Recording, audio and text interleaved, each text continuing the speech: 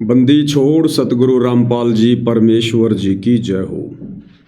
परम पिता परमात्मा सारी सृष्टि के रचनहार कुल मालिक, असंख्य ब्रह्मांडों के स्वामी जगत गुरु, तीनों लोकों में प्रवेश करके सबका धारण पोषण करने वाले राजाधिराज आत्माधार नाथों के नाथ, देवों के देव महादेव, सर्वेश्वर महेश्वर मृत्युंजय अजरो अमर आदि अनादि सनातनी प्रभु, जगत पिता जगदीश्वर, श्री श्री 1008 की उपाधि के वास्तविक अधिकारी, अकाल मूर्त शब्द स्वरूपी राम वासुदेव, सर्वगतम ब्रह्म, परम पूज्य प्रथम पूज्य, परम संत परम पुरुष, परम धनी परम दयालु, सत्य कबीर हक्का कबीर, अल्लाहु कबीर, अल्लाहु अकबर बाखबर, अल्लाह ताला, जगत के तारणहार, जगत के मुक्तिदाता, जगत के जगन्नाथ, हारे के सहारे, हिंदुओं के राम, मुसलमानों के अल्लाह, सिखों के वाहेगुरु, ईसाइयों के मसीह,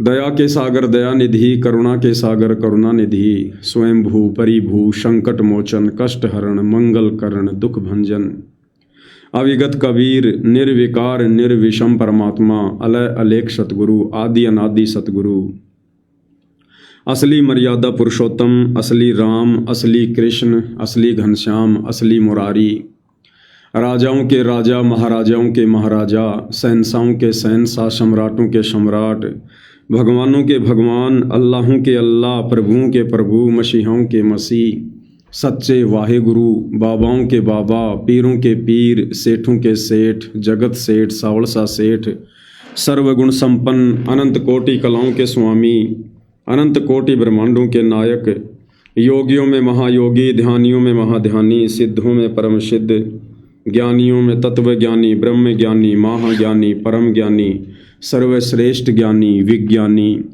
युवा कबीर, समर्थ कबीर, असमवाद, अमित ओझा, सच्चे रहनुमा, करीम अल्लाह, सुभान अल्लाह, दुनिया के अंतिम पैगंबर, 8 सितंबर 1951 से गांव धनाना, जिला सोनीपत, हरियाणा, भारतवर्ष की पावन भूमि पे प्रकट रियल कल्कि भगवान श्री नारायण साकार हरि, श्री बाबा साहेब नूर अनंत परमात्मा, सच्चे दरवेश, सच्चे बाखबर, संत श्रोमणी सतगुरु रामपाल जी परमेश्वर जी के चरण कमल में साध संगति से जुड़े हुए देश विदेश से आप और हम सभी सत्सेवक भाई बहनों का अनंत कोटि दंडवत प्रणाम।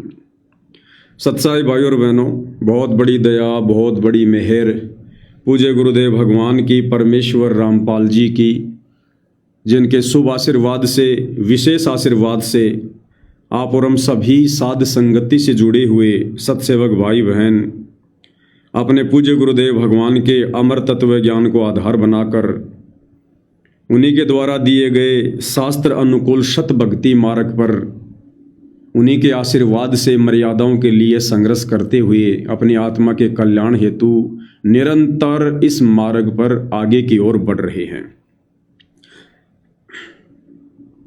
भाई और बहनों, इस कलयुग की बिचली पीढ़ी में परमेश्वर रामपाल जी के पंथ में और विशेषकर साध संगति से जुड़ने का सौभाग्य किन्हीं किन्हीं बिरला आत्माओं को ही मिलता है।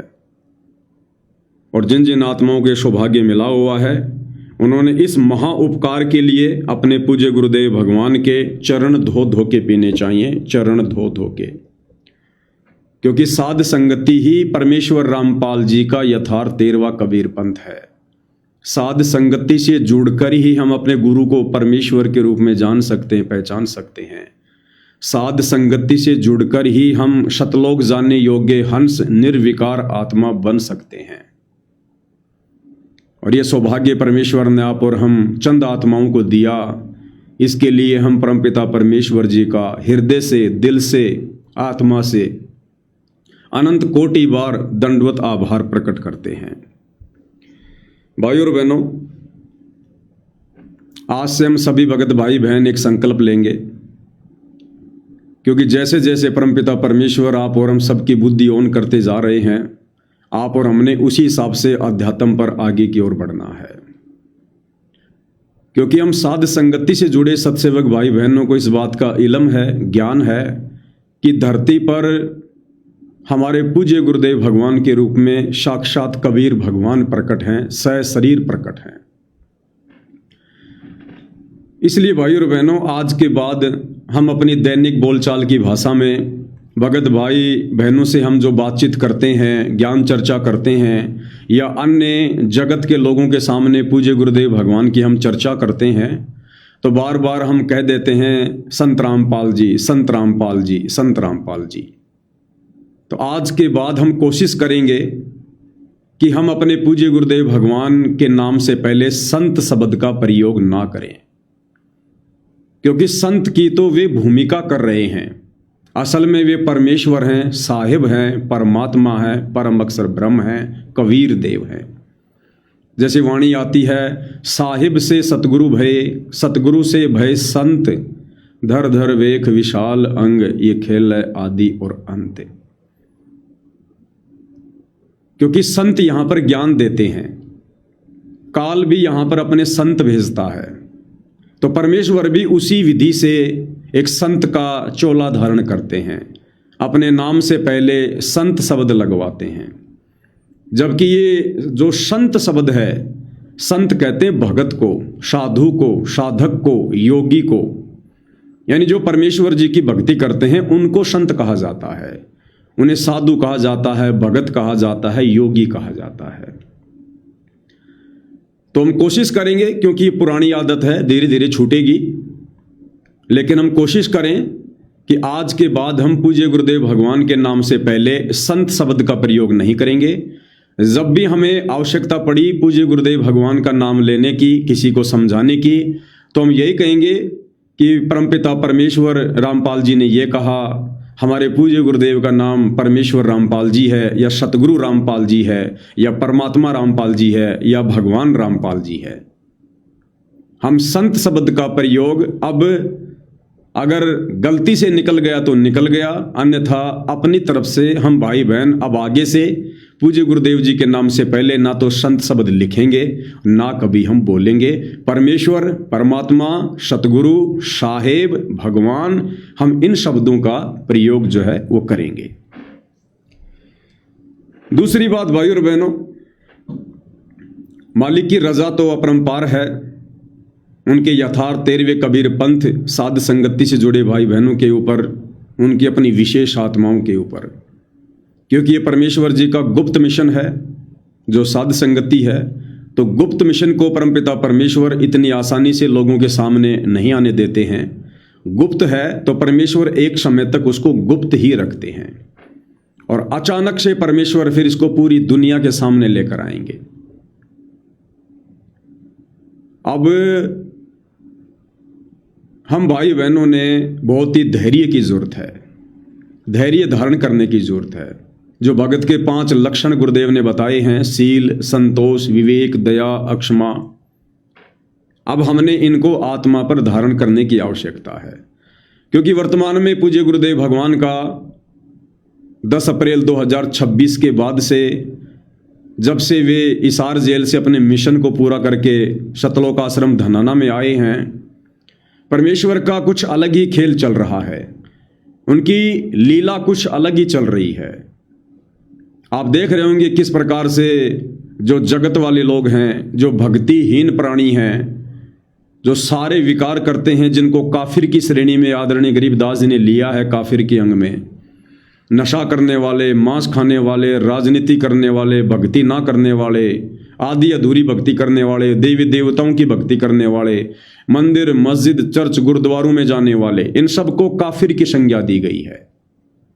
आज परमेश्वर उन तमाम लोगों से बड़े हर्षोल्लास के साथ गले लग लग के मिल रहे हैं। उन्हें अपना लाडला बेटा कह रहे हैं, उन्हें कह रहे हैं कि हम तो आपके लिए पलके बिछा के बैठे हुए हैं, आपके यहाँ आने से हमारा सीना डबल हो गया, फूल गया, हमारा आशीर्वाद सदा आप लोगों के साथ में है। तो भाई और बहनों, ये इस प्रकार की वर्तमान में जो लीला पूज्य गुरुदेव भगवान की चल रही है, जिन लोगों का सतगुरु रामपाल जी सन 1994 से 2014 तक नाम सुनना भी पसंद नहीं करते थे, उनकी शक्ल देखना भी पसंद नहीं करते थे, क्योंकि परमेश्वर कहते हैं जान बूझ सांची तजे करे झूठ से ने, ताकि संगत ए प्रभु शौपन में भी ना दे। ऐसे भक्तिहीन प्राणियों की, जिनको सब कुछ पता होने के बावजूद भी जो परम संत को पहचान नहीं रहे हैं, दीक्षा लेकर मर्यादा में रहकर भक्ति नहीं कर रहे हैं, खाली फॉर्मेलिटी के लिए आ रहे हैं, जा रहे हैं, एक आशीर्वाद का दिखावा कर रहे हैं। परमेश्वर ने उनको जानबूझकर सांची तजने वालों की संज्ञा में रखा और कहा कि ऐसे लोगों की तो कभी शौपन में परमात्मा दर्शन भी ना करवाए। और आज वही परमपिता परमात्मा उन लोगों से गले लग लग के मिल रहे हैं। तो भाइयों और बहनों, ये परमपिता परमेश्वर जी की करनी और कथनी वाली परीक्षा है। इसके ऊपर दास पहले 5-7 वीडियो बखूबी बना चुका है, समझा चुका है। हमने इस प्रकार की उनकी लीला को देखकर, उनके इस आगामी खेल को देखकर आप और हमने अपने मन में जरा भी शंका रत्ती भर भी अपने पूज्य गुरुदेव भगवान के प्रति मन में पैदा नहीं कर लेनी है, क्योंकि अग्नि परीक्षा आप और हम साध संगति से जुड़े भाई बहनों की चल रही है। शतलोक आश्रमों में बहुत सारे भाई बहन आते हैं, जाते हैं, लाखों में जुड़े हुए हैं। उनके मन में इन लीलाओं को देखकर कोई दोष नहीं आएगा।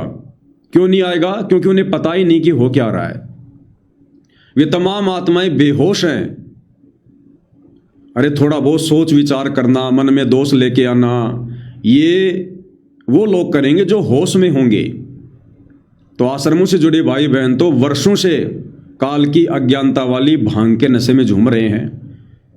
जब गुरुदेव भगवान हिसार जेल में थे तो पीछे से 11.5 वर्षों से गुरुदेव के कलयुगी परिवार ने, सतलोक आश्रम कमेटी ने उन तमाम आत्माओं की इस कदर मर्यादाएं तोड़वा रखी हैं कि अब मर्यादा तोड़वाकर काल ने उनको ठंडे बस्ते में डाल दिया है कि अब इनका कुछ नहीं हो सकता। इनका गुरु इनके पंचर निकालते निकालते थक जाएगा, लेकिन इनके पंचर नहीं निकलेंगे। इतनी गलतियां इन आत्माओं ने कर रखी हैं। तो वो तमाम भाई बहन, चाहे गुरुदेव के बेटा बेटी, भाई बंधु रिश्तेदार हो, चाहे कोऑर्डिनेटर हो, चाहे आम संगत हो, वो बेचारे बेहोश हैं। उन्हें बिल्कुल भी इल्म नहीं है, बिल्कुल भी ज्ञान नहीं है कि ये क्या हो रहा है। वो तो उल्टा जयकारे लगाएंगे कि आ गई दुनिया शरण में, जाग गया समाज, लोगों ने पहचान लिया अपने भगवान को। इससे ज्यादा उनकी बुद्धि आगे काम नहीं करेगी।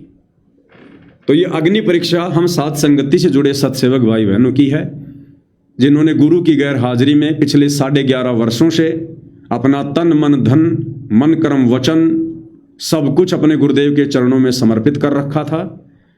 जिन आत्माओं का लक्ष्य केवल सतलोक की प्राप्ति है, जिन्होंने केवल अपने गुरु को देखा है, समाज को नहीं देखा उनकी गैर हाजिरी में, उन्होंने मर्यादाओं के लिए संघर्ष किया है, लोगों के सामने झुके नहीं, डरे नहीं, घबराए नहीं। तो ये उन आत्माओं की परीक्षा है। तो इन बातों को देखकर तनिक भी मन में शंका पैदा मत करना। ये परमेश्वर की अजब गजब लीला चल रही है और आने वाले कुछ ही समय में ये परमात्मा दूध का दूध, पानी का पानी भी पूरी दुनिया के सामने कर देगा। तो भाई और बहनों, बहुत ही धैर्य धारण करके इस भक्ति मार्ग पर आगे बढ़ने की आवश्यकता है। दूसरी सूचना ये थी, दास पिछले 3-4 दिनों से लाइव नहीं आ पा रहा था। कारण आप सब जानते हैं कि पूज्य गुरुदेव भगवान ने, परमपिता परमेश्वर सतगुरु रामपाल जी ने जो हम सभी भाई बहनों के अंदर जो प्रेरणा की थी, उनके लिए एक भव्य सिंहासन बनवाने की, तो दास उसी सेवा में लगा हुआ था। और सिंहासन के लिए दास कहीं आउट ऑफ स्टेट गया हुआ था। परमात्मा जी के आशीर्वाद से सिंहासन का ऑर्डर दे दिया गया है, 1 लाख रुपया एडवांस भी दे दिया गया है। और बहुत ही खूबसूरत, बहुत ही भव्य सागवान की लकड़ी में, जो लगभग 1200 रुपये की 1 किलो आती है, सागवान की उस लकड़ी में ऊपर से मीनाकारी, और तकरीबन जो सिंहासन जो बनेगा वो छत्तर समेत 12.5 फुट की उसकी ऊंचाई होगी और लगभग 8 फुट उसकी चौड़ाई होगी। ये उसका आउटडोर है। जो बीच में सिंहासन आएगा ये उसका आउटडोर है, जो 12.5 फुट की उसकी ऊंचाई है और 5 फीट की ऊपर से उसकी चौड़ाई है। उसके बीच में 4.5 फुट में गोलाई में परमपिता परमेश्वर जी का जो है वो छत्र बनेगा। छत्र के अंदर लाइट वाइट होंगी, बहुत ही अच्छी जो है डिजाइन के साथ में। वाइट कलर होगा प्योर, जहां आवश्यकता पड़ेगी वहां पे गोल्डन कलर होगा हल्का हल्का। और चारों कोणों में जो है 4 वो पिलर होंगे, डिजाइन होगी। और ये तकरीबन 8 फुट की उसकी चौड़ाई होगी, 12 फुट ऊंचाई, 5 फुट ऊपर से चौड़ाई, और यूं चौड़ाई होगी उसकी 8 फीट की। और फिर उसके बीच में गुरुदेव भगवान का सिंहासन जो कि 5 फुट चौड़ा और 6 फुट ऊंचा, वो परमेश्वर जी का बीच में सिंहासन लगेगा। तो मालिक के आशीर्वाद से टोटल जो खर्चा है 12 से 15 लाख रुपए का उन्होंने बताया है, और हमें देखते ही बड़ा जो है वो पसंद आया। 1 लाख रुपये उनको टोकन मनी दे दी गई है। लगभग 3 महीने का कम से कम उन्होंने टाइम बताया है, क्योंकि वो हाथ की कारीगरी है।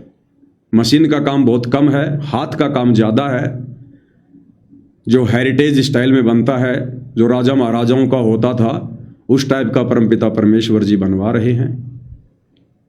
और ये जुलाई तक मालिक के दया से आ जाएगा। और बहुत सारी बातें हैं, जैसे हम पूज्य गुरुदेव भगवान के द्वारा जब वे हिसार जेल में थे और उन्होंने जो विशेष संदेश बाहर भेजे थे, उन विशेष संदेशों के ऊपर वीडियो बनाने की श्रृंखला वैसे तो जारी है, लेकिन परमात्मा जिस टॉपिक पर वीडियो बनवाना चाहेंगे पहले उसी टॉपिक के ऊपर वीडियो बनेंगे। तो आज हम जिक्र करेंगे जो घटनाएं पिछले 4-5 दिनों के अंतर्गत संगत में घटित हुई हैं, उन घटनाओं पे हम जिक्र करेंगे। जिक्र करना इसलिए आवश्यक है क्योंकि यदि हम उन घटनाओं की जानकारी में रहेंगे, हमें उन घटनाओं से संबंधित बातें पता होंगी, तो हम अपडेट रहेंगे। हमारी मर्यादा खंडित होने से बचेगी, हमारा विश्वास डगमग होने से बचेगा। अन्यथा इस समय परमपिता परमेश्वर जी जो लीलाएं कर रहे हैं, जो खेल वे खेल रहे हैं, उन लीलाओं को देखकर हर भगत इस भक्ति मार्ग पर टिक नहीं पाएगा। उन भगत आत्माओं को लगेगा कि पूज्य गुरुदेव भगवान तो बिल्कुल अपने सत्संगों के विपरीत जो है क्रियाएं कर रहे हैं। ऐसा तो गुरुदेव ने आज से पहले कभी नहीं किया, ऐसा तो गुरुदेव ने कभी नहीं बोला। जैसे आपने देखा होगा आजकल में सतलोक आश्रम धनाना में, धनाना गांव के जो युवा लड़के थे जिनके लिए सतगुरु रामपाल जी के कलयुगी परिवार ने लगभग 1 करोड़ रुपए की लागत से धनाना गांव में बैडमिंटन का स्टेडियम बनवाया था, वो सभी लड़के उस बैडमिंटन स्टेडियम की बड़ी सी फोटो लेकर सतगुरु रामपाल जी को सम्मानित करने के लिए आए। सतगुरु रामपाल जी ने बड़े हर्षोल्लास के साथ उस बैडमिंटन वाली फोटो को ग्रहण किया, सबको आशीर्वाद दिया, नो ऑब्जेक्शन। अब भाई बहनों के मन में शंका हो सकती है कि भाई ये तो सतगुरु रामपाल जी की भक्ति मार्ग में है ही नहीं। आज से पहले तो पूज्य गुरुदेव भगवान ने अपने सत्संगों में पूरे विश्व को संदेशा दिया कि हमने कोई भी गेम नहीं खेलना है, ना हमने एक क्रिकेट का मैच देखना है, ना फुटबॉल का मैच देखना है, ना खेलना है। इससे हमारा समय बर्बाद होता, हमारे सांसें बर्बाद होती हैं। ये काल का एक भयंकर षड्यंत्र है, जाल है, ताकि भक्ति की तरफ हमारा ध्यान ना जाए। और जब हम कोई भी गेम खेलते हैं तो उसमें मेहनत बहुत ज़्यादा होती है, हमारी सांसें बहुत तेज़ी से बर्बाद होती हैं। और एक एक श्वास की यहाँ पर कीमत बताई गुरुदेव ने कि कहता हूँ कहीं जात हूँ, कहूँ बजाकर ढोल, श्वास जो खाली जात है वो 3 लोक का मोल। कबीर श्वास उन श्वास में नाम जपो, व्यर्था श्वास मत खो, भाई ना बेरा इस सांस को फिर आवण हो के ना हो। तो आज से पहले तो गुरुदेव ने हमें ये ज्ञान दिया, और आज पूज्य गुरुदेव भगवान खेल को बढ़ावा दे रहे हैं, उन लोगों को आशीर्वाद दे रहे हैं, उनको प्यार दे रहे हैं जो लोग बैडमिंटन खेलते हैं, अन्य गेम खेलते हैं। तो बहुत सारी बातें भाइयों और बहनों, विचलित होने की आवश्यकता नहीं है। दास बार बार कहेगा, ये हम साध संगति से जुड़े सत्सेवक भाई बहनों की अग्नि परीक्षा चल रही है, और इस अग्नि परीक्षा में सफलता प्राप्त करने का एक ही मूल मंत्र है। देखो, जिनको परमेश्वर जी का ज्ञान समझ में आ गया, जिनको दृढ़ विश्वास है, जिनको उनके खेल समझ में आ रहे हैं, उनकी लीला समझ में आ रही है, उन आत्माओं को तो सुई की नोक रखने जितनी भी अगर काल शंका पैदा करना चाहेगा तो मुंह की खाएगा, क्योंकि उन्हें तो पता है अपने परमेश्वर जी के विषय में। जो भाई बहन थोड़े बहुत कमजोर हैं, दास उनसे प्रार्थना करेगा कि आपके लिए विजय प्राप्त करने का एक ही मूल मंत्र है, आप जी ये सोचकर भक्ति करो कि मेरे गुरुदेव भगवान तो 10 अप्रैल 2026 को हिसार जेल से धनाना आश्रम में नहीं बल्कि अपने निज लोक सतलोक को चले गए। पूज्य गुरुदेव भगवान परमेश्वर रामपाल जी 10 अप्रैल 2026 को धनाना आश्रम में ना आकर सतलोक चले गए हैं और उन्होंने जाने से पहले हमें जो नियम बता दिए, जो मर्यादा बता दी, जो उनका वचन है, हमने तो बस उसमें रह के भक्ति करनी है। संकल्प वाला है तो सोच लो बस सत्संग ही सुनना है। कबीर जब तब संयम साधना सब सुमरण के माही, और सत्संग ध्यान से सुनना भी गुरुदेव ने सुमरण ही बताया है। तो ये सोचकर कि बस मैंने तो उतना ही करना है, वैसा ही करना है जैसा मेरे गुरुदेव भगवान ने मुझे अपने सत्संगों में बताया है। मैंने ये नहीं देखना कि गुरुदेव ने सत्संगों में क्या बताया और आज गुरुदेव क्या कर रहे हैं। गुरुदेव आप और हमारी तरह कोई सामान्य प्राणी नहीं है, कोई इंसान नहीं है, कोई व्यक्ति नहीं है, हाड़ मांस का पुतला नहीं है। गुरुदेव केवल एक लीला कर रहे हैं मानव चोले में। तो आप और हमने उनकी उन क्रियाओं को नहीं देखना जो वर्तमान में वे कर रहे हैं, वो चाहे उनके भक्ति नियमों के अंतर्गत हैं या भक्ति मर्यादाओं के खिलाफ हैं। अगर हमें गुरुदेव ने कह दिया कि बेटा आपने नशा नहीं करना, और गुरु चाहे सिगरेट की 5 डब्बियां दिन में फूक रहा है तो फूकने दो, हमने ध्यान ही नहीं देना उस तरफ। हमने ध्यान केवल उस बात पर देना है जो गुरु जी ने हमें कहा है, यानी गुरु की जो करनी है हमने उसको देखकर नहीं चलना। गुरु की जो कथनी है, कथनी यानी सत्संग, उन्होंने जो कथ दिया, जो कह दिया, आप और हमें जो नियम बता दिए, जो मर्यादा बता दी, भक्ति की विधि बता दी, हमें जो भक्ति का रास्ता दिखा दिया, बस हमने उस रास्ते पर चलना है। हमने ये नहीं देखना कि अब गुरु क्या कर रहा है, गुरु ने हमें क्या कहा है, हमने क्या करना है, हमने उस बात पर ध्यान देना है। तब भाई और बहनों इस अग्नि परीक्षा में सफल हो पाएंगे। अन्यथा हो सकता है ये अग्नि परीक्षा लंबी भी चल जाए, हो सकता है परमात्मा सप्ताह भर में समाप्त कर दे, 1 महीने में समाप्त कर दे, 2026 में समाप्त कर दे, ना करे तो भाई ये 10 साल भी चल जाए। तो आप और हमने केवल उतना ही करना है जितना परमेश्वर जी ने हमें करने के लिए कहा है। तो इन बातों का हमने विशेष तौर पर ध्यान रखना है। अब बात करेंगे भाई और बहनों वर्तमान में संगत में जो घटनाएं घटित हो रही हैं, क्योंकि आप और हमने तो पूज्य गुरुदेव भगवान के संकेतों को समझकर दृढ़ रहना है। हमने इन तमाम घटित हो रही घटनाओं को जानकर आप और हमने भक्ति मार्ग पर दृढ़ होकर लगे रहना है। सतगुरुदेव भगवान के हिसार जेल से बाहर आने के बाद सतलोक आश्रम कमेटी वालों की तरफ से मैसेज आ रहे हैं कि एक शुक्राई नाथ जी हैं, कोई हरियाणा से, नाथ संप्रदाय से हैं, शुक्राई नाथ जी, जिनकी फोटो आप जी देख रहे होंगे।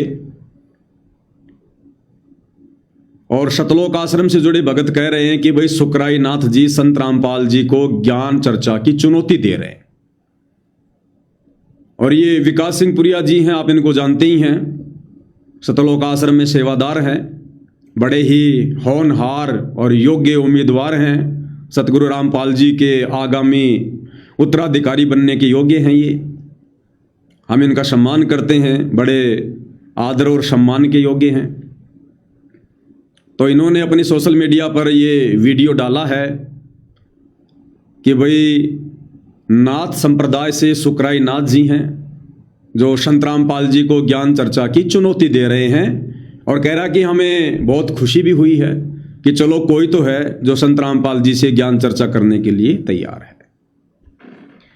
तो विकास सिंह पुरिया जी ने क्या कुछ कहा है हम उन्हीं की जुबानी सुनेंगे, उन्हीं के मुख कमल से सुनेंगे। 2 मिनट का लगभग उन्होंने वीडियो बनाकर डाला है, और साथ में हम विश्लेषण भी करेंगे और अध्यात्म को समझने का हम प्रयास करेंगे कि जो गलतियां वर्तमान में ये सतलोक आश्रमों से जुड़े बड़े बड़े परम सेवादार कर रहे हैं, ऐसी गलतियां करने से हम बचें। तो क्या कुछ इन्होंने कहा है, सुनते हैं।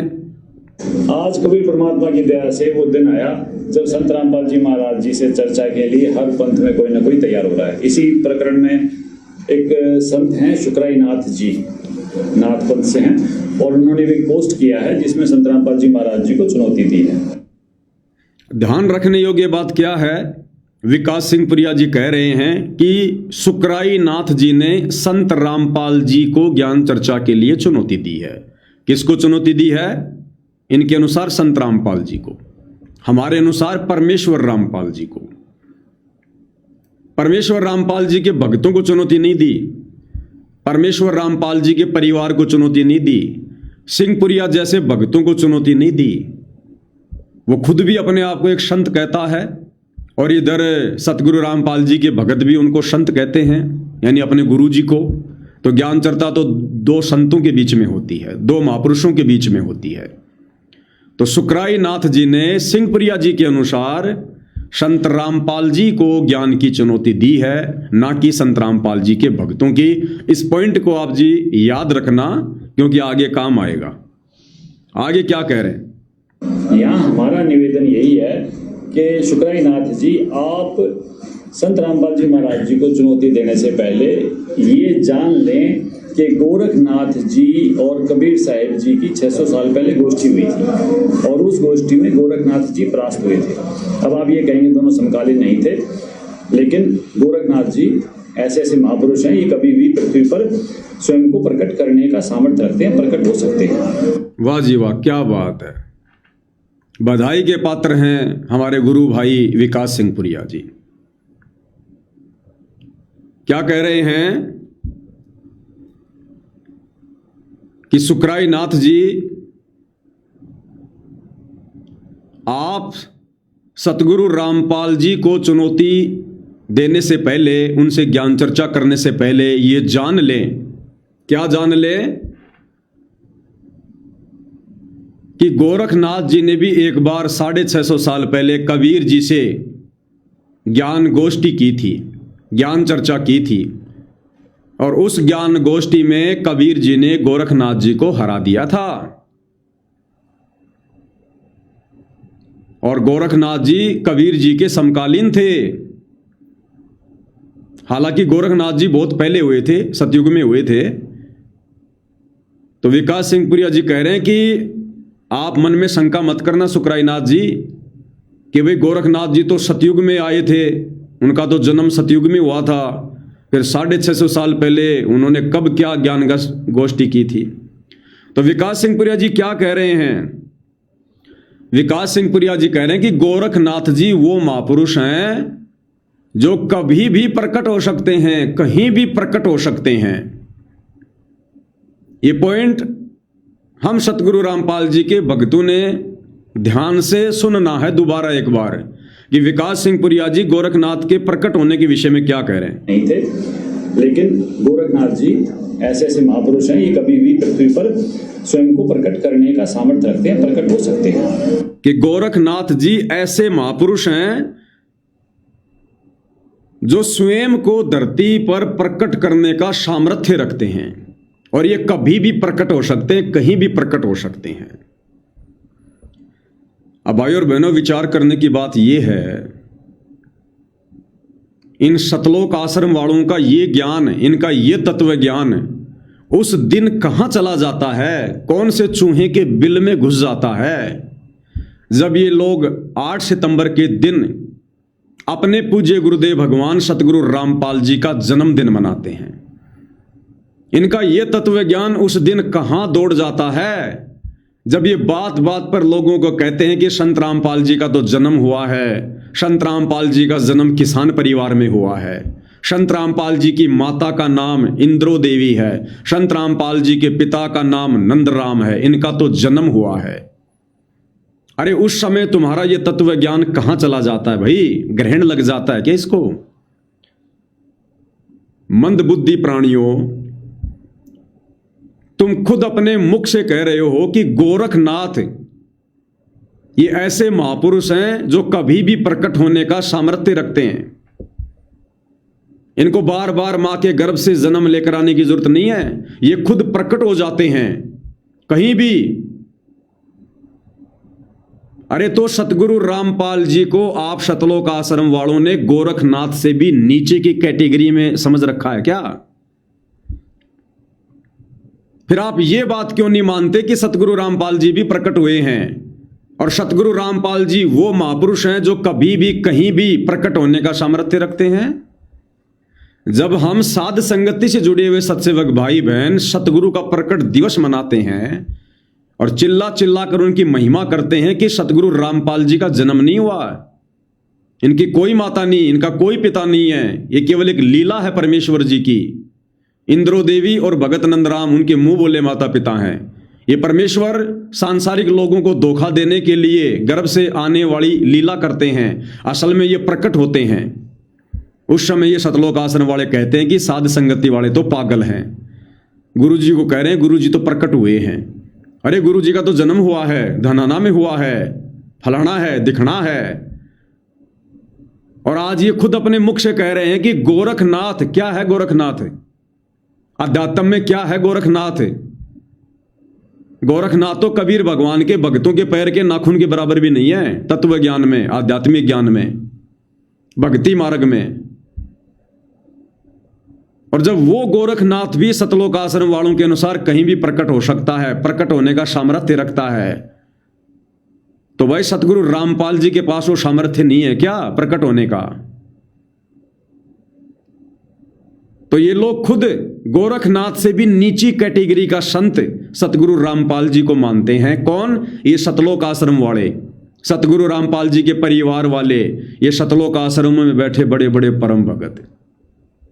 तो इनकी करनी और कथनी में भाई और बहनों कितना अंतर है। इन्होंने कभी अपने गुरुदेव के लिए ये बात नहीं कही आज तक कि हमारे पूज्य गुरुदेव परमेश्वर रामपाल जी कहीं भी प्रकट होने का सामर्थ्य रखते हैं, और वे प्रकट हुए हैं। इन्होंने कभी भी दृढ़ता के साथ ये बात नहीं कही आज तक। और गोरखनाथ जो कबीर परमेश्वर जी के शिष्य बने थे 650 साल पहले, और आज वही कबीर परमात्मा सतगुरु रामपाल जी के रूप में धरती पर प्रकट है, जिनके आगे गोरखनाथ की कोई औकात नहीं, कोई हैसियत नहीं है। और ये परमात्मा कभी प्रकट नहीं हो सकता, ये जन्म लेकर आता है, इनके पास वो सामर्थ्य नहीं है। तो सतलोक आश्रम वालों अपनी बुद्धि पे थोड़ा सा जोर डालो, थोड़ा सा जोर। परमेश्वर रामपाल जी को भोग लगा के भोजन किया करो ताकि तुम्हें सद्बुद्धि आए, तुम्हारे पाप कर्मों का नाश हो। अब आगे क्या कह रहे हैं, साथ में इन्होंने और क्या कहा? सुकराई नाथ जी को कह रहे हैं कि ज्ञान चर्चा करने से पहले इस बात का आपको ज्ञान होना चाहिए कि कबीर जी ने भी गोरखनाथ जी के साथ में ज्ञान चर्चा की थी, और गोरखनाथ जी ने मुंह की खाई थी। बहुत सारी पुस्तकें दिखा दिखा के, और उनको सोशल मीडिया पर वो प्रमाण भी दिए जा रहे हैं कि देखो इस पुस्तक में लिखा है कि गोरखनाथ के साथ में कबीर जी ने ज्ञान गोष्ठी की थी, ऐसे ऐसे कबीर जी ने गोरखनाथ जी को हरा दिया था। तो भाई सतलोक आश्रम वालों, तुम सुकराई नाथ जी को इस प्रकार की बातें कह के ज्ञान चर्चा से पहले तुम उनको डरा रहे हो या ज्ञान चर्चा के लिए बुला रहे हो? अरे तुम उनको डरा रहे हो क्या कि गोरखनाथ जी के पंथ से संबंधित सुकराई नाथ जी आप क्या ज्ञान चर्चा करोगे? आपके पास में क्या ज्ञान है? जिस गोरखनाथ ने नाथ संप्रदाय को चलाया, जिस संप्रदाय से आप जुड़े हो, उस गोरखनाथ को 650 साल पहले कबीर जी ने हरा दिया था। आप क्या ज्ञान चर्चा करोगे? तो भाई तुम सुकराई नाथ को ज्ञान चर्चा से पहले डरा रहे हो या उनको बुला रहे हो? एक छोटा सा चुटकुला याद आ गया। एक बार क्या हुआ, एक आलसी व्यक्ति था और उसके बीवी बच्चे मायके चले गए, और वो इतना आलसी था कि भाई अब रोटी कौन बनाएगा। रोटी ना बनाने के चक्कर में वो 5 दिन भूखा रह सकता था, इतना आलसी आदमी था। अब जैसे उसके बीवी बच्चे मायके गए, दूसरे दिन उस भाई का एक रिश्तेदार आ गया। अब भाई को बड़ी चिंता होगी कि यहां तो मैं मेरे लिए भोजन नहीं बना रहा, रोटियां नहीं बना रहा, अब इसके लिए कैसे बनाऊं। रिश्तेदार दोपहर को आया था, शाम हो गई। जब शाम हुई तो उस भाई ने कहा जी खाना खाओगे? तो रिश्तेदार ने कहा जी ये कोई पूछने की बात है, आए हैं यहाँ रहेंगे तो खाना भी यहीं खाएंगे। अच्छा हाँ, कितनी रोटी खाओगे? और रिश्तेदार ने कहा भाई ये क्या चक्कर है। उसने सोचा भाई ये अपने हिसाब से बना रहा होगा। बोला जी मैं 4 रोटी खाऊंगा। 4 ही खाता था बेचारा रोजाना। बोला जी 4 खाऊंगा। 4 रोटी खाओगे, वो भी मेरे हाथ की? अब उसने सोचा भाई ये मोटी मोटी बनाता होगा, तो बोला जी 3 खाऊंगा। 3 और मेरे हाथ की खा लोगे 3 रोटी? उसने देखा और मोटी मोटी बनाता होगा, तो बोला जी 2 खा लूंगा। वो बोला भाई साहब सोच ले, मेरे हाथ की और 2 रोटी खा लेगा, सोच ले। उसने सोचा भाई ये ढंग से कोई बाटी वाटी बनाता होगा, मोटी हनुमान जी का रोट बनाता होगा। तो उसने कहा जी 1 तो खा ही लूंगा। बोला 1 रोटी तो खा ही लूंगा। अब इतने में वो भाई क्या बोला? बोला यार सो जा, अब 1 रोटी के लिए क्या तवा गर्म करवाएगा मेरे से? बोला सो जा यार, अब 1 रोटी के लिए क्या तवा गर्म करेंगे, सो जा। उस रिश्तेदार को सुला दिया। तो इसी प्रकार भाई और बहनों, ये सतलोक आश्रम वाले, ये विकास सिंह पुरिया जैसे भगत, ये सुकराय नाथ को डरा रहे हैं क्या कि तुम्हारा गोरखनाथ भी हार गया था, पराजित हो गया था, देख लेना तुम्हारे साथ क्या होगा, तुम तो गोरखनाथ के बराबर भी नहीं हो, अगर ज्ञान चर्चा करने आओ या चुनौती दो तो सोच समझ के दो। तो भाई विकास सिंह पुरिया जी, आप डरा रहे हो या आप उनको ज्ञान चर्चा के लिए बुला रहे हो? थोड़ा ध्यान रखो इन बातों का। अब आगे विकास सिंह पुरिया जी क्या कह रहे हैं, ध्यान से सुनिएगा भाई और बहनों। इसको कहते हैं गुरु का गुरु बनना। ये जरूरी नहीं है कि सतगुरु रामपाल जी 11 साल के बाद में सतलोक आश्रम धनाना में आ गए तो भक्तों का ज्ञान योग खुल जाएगा। आकर के उन्होंने आशीर्वाद दे दिया, मैन भक्तों को दिन में कई बार दे दिया, तो इनकी बुद्धि ऑन हो गई होगी, और ज्यादा ऑफ होती जा रही है, और ज्यादा। अब आगे क्या कह रहे हैं भाई और बहनों, ध्यान से सुनिएगा। अब इसी चर्चा को आगे बढ़ाते हुए कबीर साहब का एक दोहा है, उसका आप अगर विवरण दे दें। कबीर, कौन ब्रह्मा का पिता है, कौन विष्णु की माँ, शंकर का दादा कौन है, ये हमको दे बता।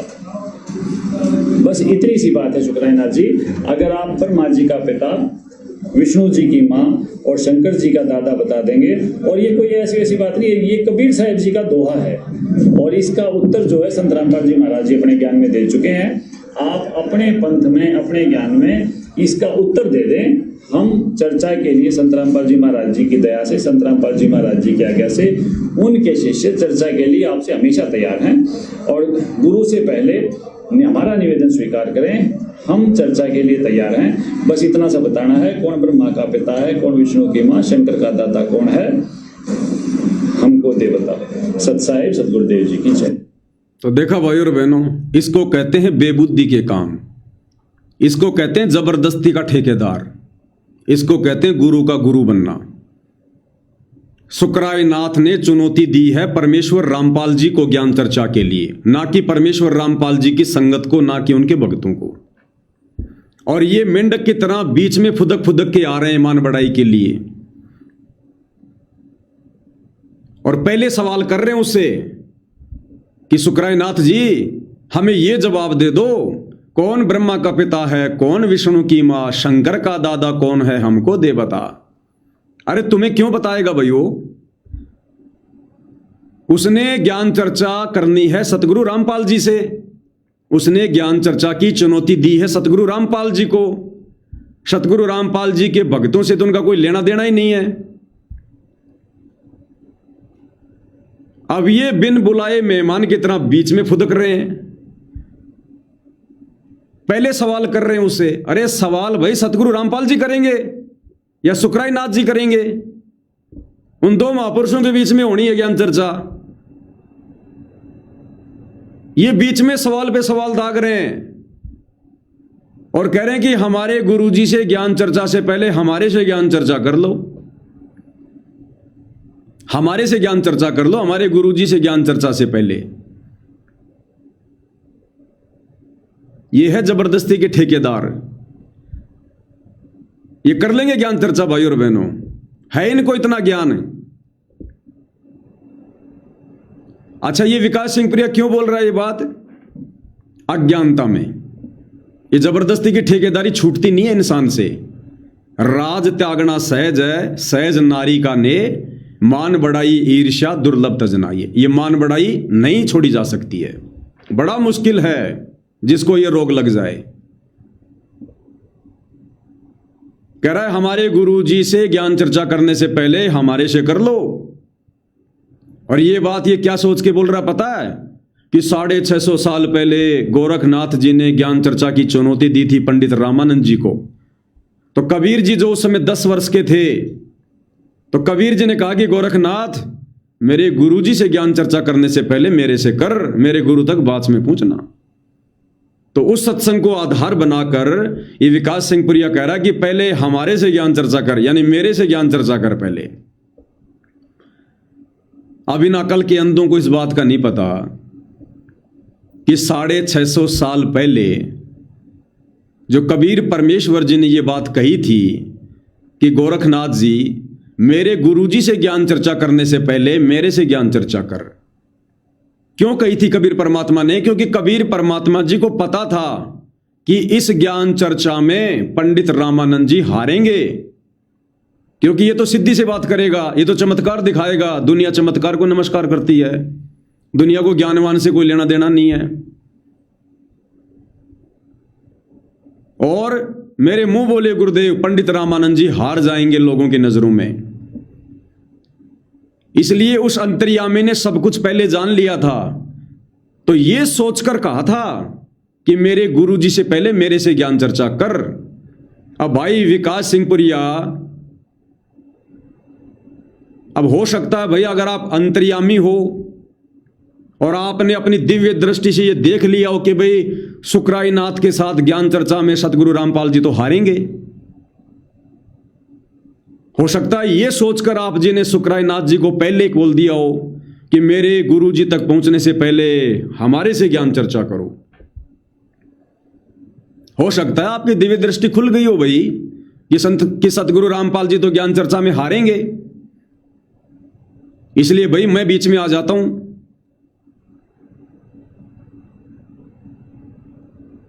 तो ये है भाई और बहनों बेबुद्धि के काम, बेअकली के काम। भाई जब तेरा गुरु है, ये अब हिसार जेल में थोड़ी बैठे हैं पूज्य गुरुदेव, अब तो शतलोक आश्रम धनाना में बैठे हैं ना। अरे तुम्हें तो खुशी मनानी चाहिए कि चलो कोई तो है जो ज्ञान चर्चा के लिए आ रहा है, और तुम्हें विश्वास होना चाहिए अपने गुरुदेव के ऊपर, अपने गुरुदेव के ज्ञान के ऊपर, उनकी समर्थता के ऊपर। और तुमने स्वागत करना चाहिए इनका कि आओ जी, आपका स्वागत है शतलोक आश्रम धनाना में, आप हमारे पूज्य गुरुदेव भगवान के साथ बैठकर ज्ञान गोष्ठी कीजिए, हम भी उस ज्ञान चर्चा से कुछ जो है वो शिक्षा लेंगे। ये बीच में ठेकेदार बन रहे हैं। जैसे ये बरवाला कांड 2014 के समय बीच में ठेकेदार बन गए थे ना, पुलिस प्रशासन आ रहा था सतगुरु रामपाल जी को लेने के लिए, ये बीच में ठेकेदार बन गए कि सतगुरु रामपाल जी तक पहुंचने के लिए हमारी लाशों के ऊपर से गुजरना पड़ेगा। और क्या हुआ फिर? क्या हुआ उसके बाद? तुम आश्रम वालों को अच्छे से पता है। भाग गए सारे के सारे, पीठ दिखाकर भगोड़े बनकर ललकार गए प्रशासन को।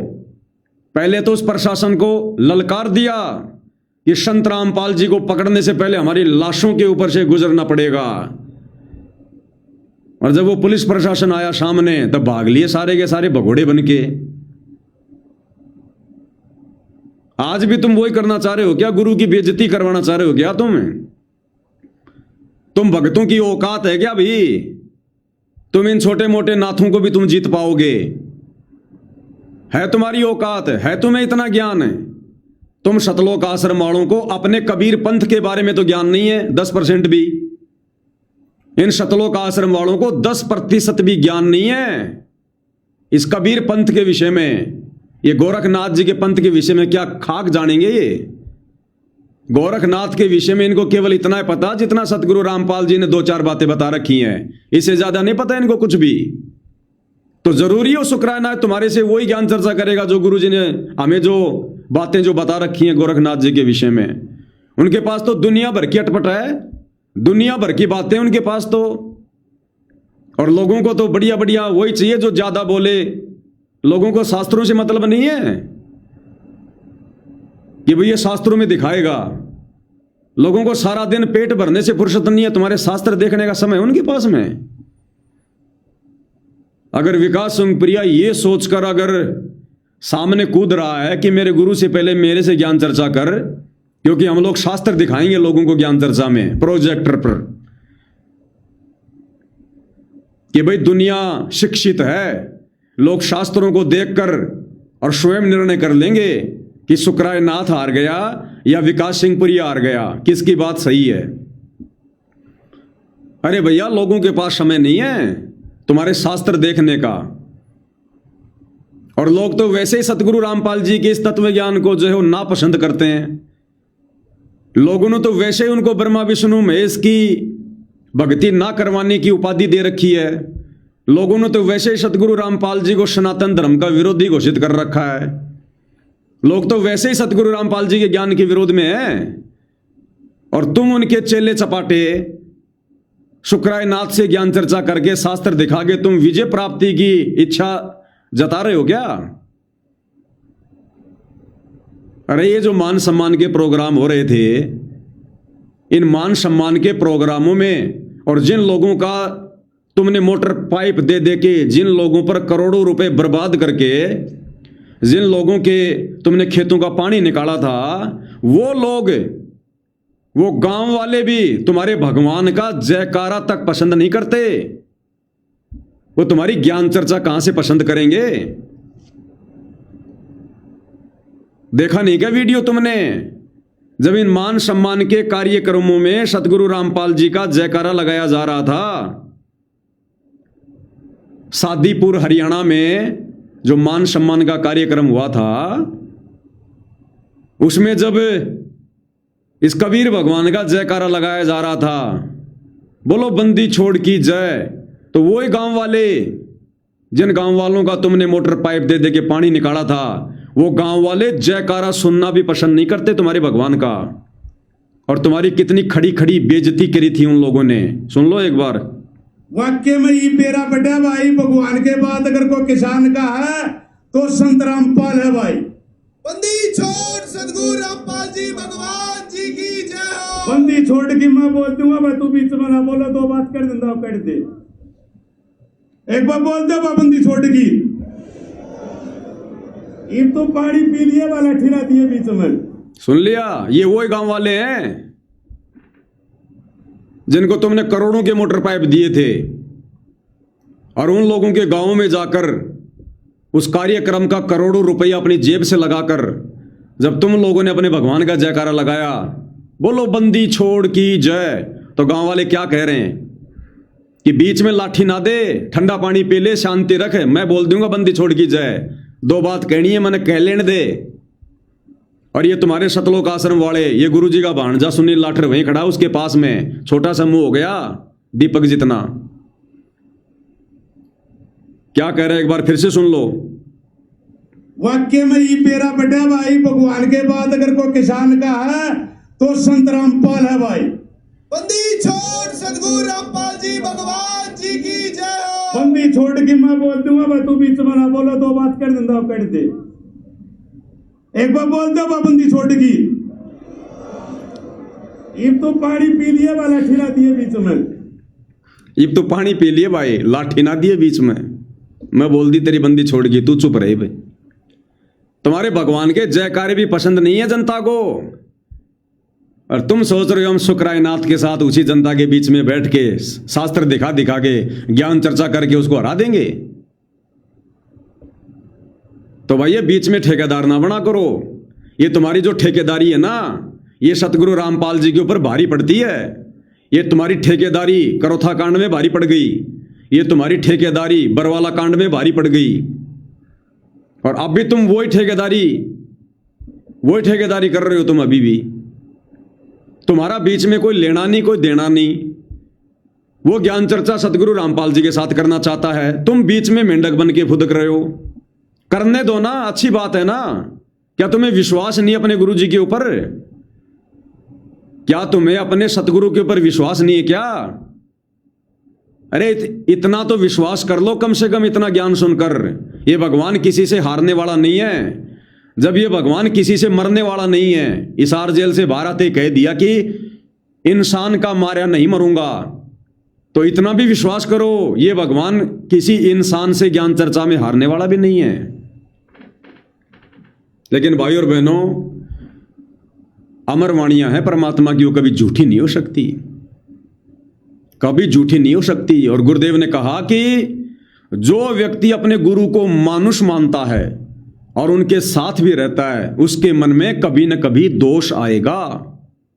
और ये दोष इन सतलोक आश्रम वालों में कूट कूट के भरा हुआ, कूट कूट के बीच में खड़े हो रहे हैं कि हम करेंगे पहले ज्ञान चर्चा हमारे गुरु जी से।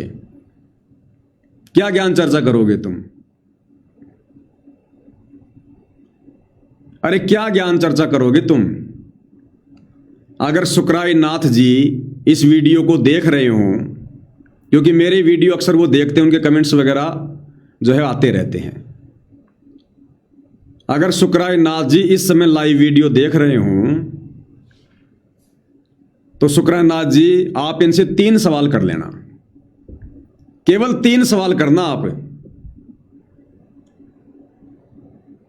उन तीनों में एक का भी जवाब ये लोग नहीं दे पाएंगे, एक का भी। इनके खोपड़ी के बाल उड़ जाएंगे। विचार करते करते आज जो इनके काले बाल है ना, ये सफेद हो जाएंगे, इनकी उम्र बीत जाएगी। ये सतलोक आश्रम से जुड़े ठेकेदार ये उन 3 सवालों के जवाब नहीं दे पाएंगे। अपने ही पंथ से संबंधित नाथ संप्रदाय की तो बात छोड़ दो, इनको 5% भी नहीं पता इन लोगों को नाथ संप्रदाय के विषय में। इन आश्रम वालों को केवल इतना ही पता है कि कौन ब्रह्मा का पिता है, कौन विष्णु की मां, और शंकर का दादा कौन है, हमको दे बता। बस इनको केवल इतना ही ज्ञान है, इससे ज्यादा कुछ नहीं है इनको अपने पंथ के विषय में नहीं पता 5% भी। तो भाई विकास सिंह पुरिया जी, आपने जो सवाल किया ना सुकराई नाथ से, तो पहली बात तो यह कि आप सवाल करने के अधिकारी नहीं है, क्योंकि ज्ञान चर्चा की चुनौती सुकराई नाथ ने दी है। तो पहला सवाल भी सुकराई नाथ ही करेगा। सवाल करने का अधिकारी भी, ये प्रश्न करने का अधिकारी भी वही है जो आदमी चुनौती देता है। तुम्हें इतना भी ज्ञान नहीं है क्या? तो भाई सुकराई नाथ, आपसे भी मैं प्रार्थना करूंगा, क्योंकि मैं पवन दास सन 2013 से परम पूज्य सतगुरु रामपाल जी परमेश्वर जी का शिष्य हूं, उनका भगत हूं। 2014 में बरवाला कांड हुआ। बरवाला कांड के बाद सतगुरु रामपाल जी के पंथ में 2 पार्ट बन चुके हैं। ये आम समाज को नहीं पता है, धीरे धीरे पता अब चलेगा। सतगुरु रामपाल जी की संगत में उनके जेल जाने के बाद में 2 भाग हो गए। एक भाग जिसे सतलोक आश्रम कहा जाता है, जिसे सतगुरु रामपाल जी के कलयुगी बेटा बेटी भाई बंधु रिश्तेदार जगह जगह सतलोक आश्रम खोलकर धार्मिक धंधे के रूप में चला रहे हैं। इन्हें सतगुरु रामपाल जी से, उनके ज्ञान से, भक्ति से, मोक्ष से कोई लेना देना नहीं है। इन्होंने केवल उनके नाम से आश्रम खोलकर धर्म को धंधे में तब्दील कर रखा है।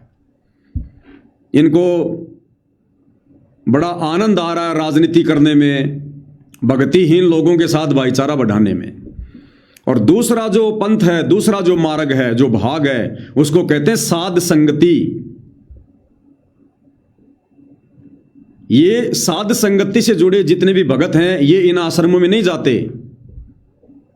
ये सतगुरु रामपाल जी के परिवार के तानाशाही आदेशों को नहीं मानते। साध संगति से जुड़े भगत अपने गुरुजी के सत्संगों को आधार बनाकर भक्ति करते हैं, अपने गुरुजी के वचन और मर्यादा में रहकर भक्ति करते हैं। अपने गुरु के अलावा हम और किसी की नहीं मानते। हम तो 2 पार्ट बने हुए हैं। तो आप इनसे 3 सवाल कीजिएगा। सबसे पहला सवाल आप इनसे यह करना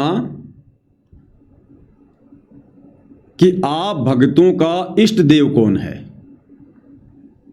आप सतगुरु रामपाल जी के भक्तों का, उनके फॉलोवर का इष्ट देव कौन है, पूज्य देव कौन है, आराध्य देव कौन है, आपका भगवान कौन है। तो इनका एक ही जवाब होगा, कबीर जी। कबीर साहेब हमारे इष्ट देव हैं, हमारे पूज्य गुरुदेव हैं, कबीर जी। ठीक है। फिर आप इनसे सवाल करना, यदि आपके इष्ट देव, आराध्य देव, आपके भगवान यदि कबीर देव हैं, तो कबीर जी ने 650 साल पहले धर्मदास जी से कबीर सागर में लिखवाया है कि 12वें पंथ हम ही चल आवें और सब पंथों को मिटाकर एक ही पंथ चलावें। कि जो 12वां पंथ होगा आदरणीय गरीबदास जी का, उस 12वें पंथ में आगे चलकर मैं कबीर खुद ही आऊंगा और एक नया पंथ चलाऊंगा, 13वां। तो शुक्रानाथ जी, आप इन सतलोक आश्रम से जुड़े भक्तों से पूछना कि भाई अगर तुम्हारे इष्ट देव अगर कबीर जी हैं, तो कबीर जी ने तो 650 साल पहले कबीर सागर में 5वें वेद सूक्ष्म वेद में अपनी अमर वाणी में लिखवाया है कि 12वें पंथ हम ही चल आवें, कि मैं कबीर खुद ही 12वें पंथ में चल के आऊंगा और सब पंथों को मिटाकर एक पंथ चलाऊंगा। तो बताओ भाई, आदरणीय गरीबदास जी के 12वें पंथ में कबीर जी कौन से दिन आए, कब आए, किस डेट को आए, वो समय बताओ। साबित करो कि कबीर जी जो 650 साल पहले आए थे, वो अपनी वाणी के अनुसार वर्तमान में आदरणीय गरीबदास जी के 12वें पंथ में आ चुके हैं। क्योंकि अब तो गरीबदास जी का 12वां पंथ समाप्त हो चुका है। 12वें पंथ के जो अंतिम जो गुरु थे, संत थे, आदरणीय राम देवानंद जी, वो अपना शरीर छोड़ चुके हैं। अंतिम गुरु थे वो 12वें पंथ के। तो 12वां पंथ तो समाप्त हो चुका है और कबीर जी ने कहा कि मैं तो 12वें पंथ में आऊंगा। तो 12वें पंथ में कबीर जी कब आए, कौन से दिन आए, पहले तो मुझे इस बात का जवाब दो। तो शुक्रानाथ जी, इन सतलोक आश्रमों से जुड़े भक्तों की चप्पल घिस जाएगी, इनके दिमाग के फ्यूज उड़ जाएंगे। ये अपने ही पंथ के विषय में आपको इस सवाल का जवाब नहीं दे पाएंगे, साबित ही नहीं कर पाएंगे ये। और ये करेंगे फिर अटपट, और क्या कहेंगे आपको कि जी 9 मार्च 1997 को 9 मार्च 1997 को कबीर जी धरती पर आए, सतगुरु रामपाल जी को मिले और सतगुरु रामपाल जी को तो उन्होंने आकाश मार्ग से सह शरीर उड़ाकर सतलोक भेज दिया। और उसके बाद से संत रामपाल जी के चोले में कबीर जी खुद लीला कर रहे हैं। तो भाई 9 मार्च 1997 को आए। तो शुक्रानाथ जी, आप इनसे 2 सवाल करना कि पहले तो मुझे इस बात का प्रमाण दो, पहले तो मुझे इस बात का प्रमाण दो कि 9 मार्च 1997 को तुम्हारे गुरुदेव सतगुरु रामपाल जी को सतलोक से आकर कोई कबीर भगवान मिला। किसने देखा, किसके सामने मिले, कहां प्रमाण है, साबित करो। अब ये क्या करेंगे, ये आपको सतगुरु रामपाल जी के द्वारा लिखी गई एक पुस्तक है आध्यात्मिक ज्ञान गंगा, उसमें दिखाएंगे कि देखो हमारे गुरुजी ने यहां लिखा हुआ है। अरे भैया, ज्ञान चर्चा में गुरु के द्वारा लिखी गई बातों को नहीं माना जाता। किसी शास्त्र में प्रमाण दिखाओ जो 400 साल पुराना हो, 500 साल पुराना हो, 1000 साल पुराना हो। वेदों में लिखा हो कि संत रामपाल जी को ऐसे ऐसे कबीर जी आकर मिले थे उस नहर के ऊपर। गीता में कहीं लिखा हो, जो व्यक्ति सतगुरु रामपाल जी से ज्ञान चर्चा करने आएगा वो सतगुरु रामपाल जी के द्वारा लिखी गई बातों को थोड़ी मानेगा। अगर वो सतगुरु रामपाल जी को इतना बड़ा महापुरुष मानता है, उनके ज्ञान के आगे नतमस्तक है, तो ज्ञान चर्चा की चुनौती नहीं देगा। तो इन लोगों से इस बात का प्रमाण मांगना कि कौन से शास्त्र में लिखा हुआ भाई कि 9 मार्च 1997 को कबीर जी सतलोक से चलकर कि 12वें पंथ हम ही चल आवें, सब पंथों को मिटाकर एक पंथ चलावें, उस मातन हेल नहर के ऊपर दिन के 10 बजे सतगुरु रामपाल जी को कबीर जी आकर मिले। कौन से शास्त्र में लिखा है? कबीर सागर में लिखा तो बताओ, गरीबदास जी के सदग्रंथ साहिब में लिखा तो बताओ, चारों वेदों में, गीता जी में, कुरान पुराण में लिखा तो बताओ भाई। और किसके सामने मिले? कोई गवाह पेश करो।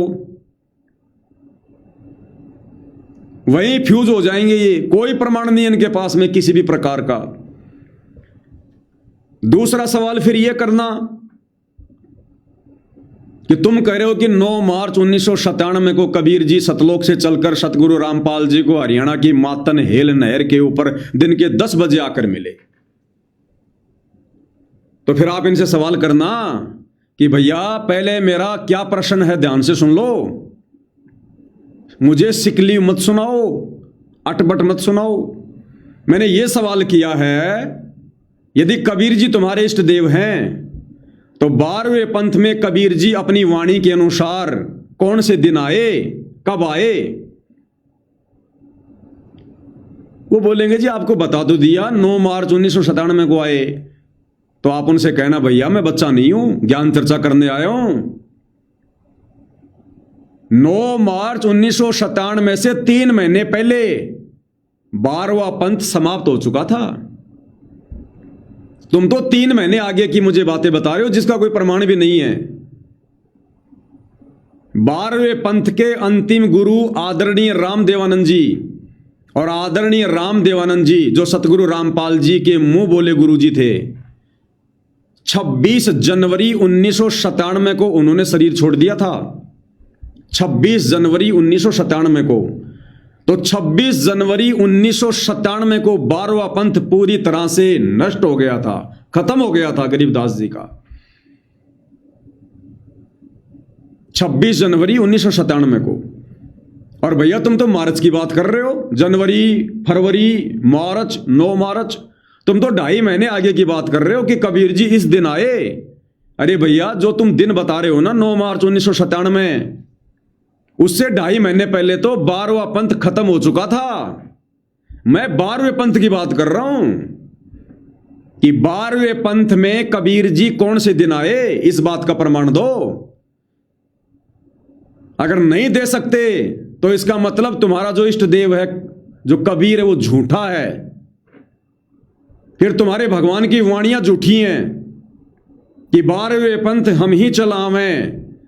हमने तो सुना कि कबीर जी की वाणियां अखंड हैं, कबीर जी की वाणियां अमर हैं, कभी फैल नहीं हो सकती। तो मुझे इस बात का जवाब दो भाई। उन्होंने तो 12वें पंथ में आने की बात कही थी, तो 12वें पंथ में कब आए?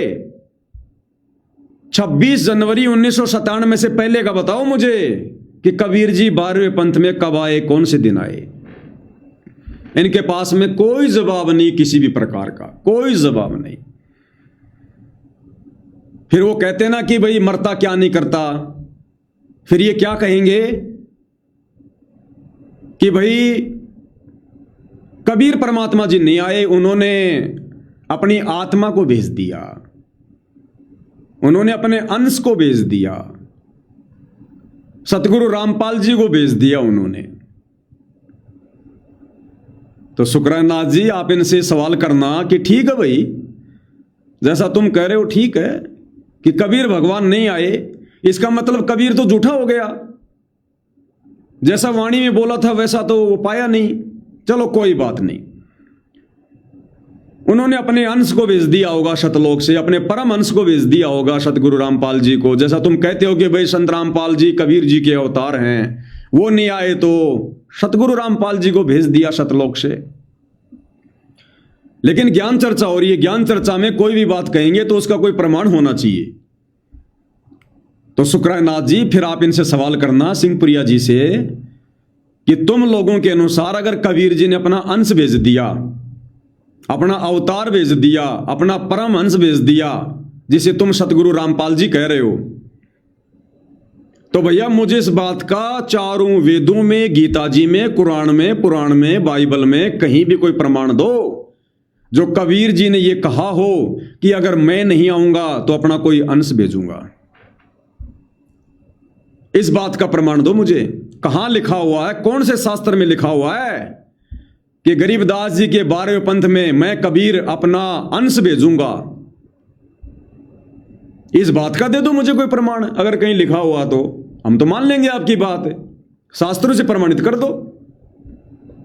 इस बात का भी इनके पास में कोई प्रमाण नहीं होगा किसी भी प्रकार का।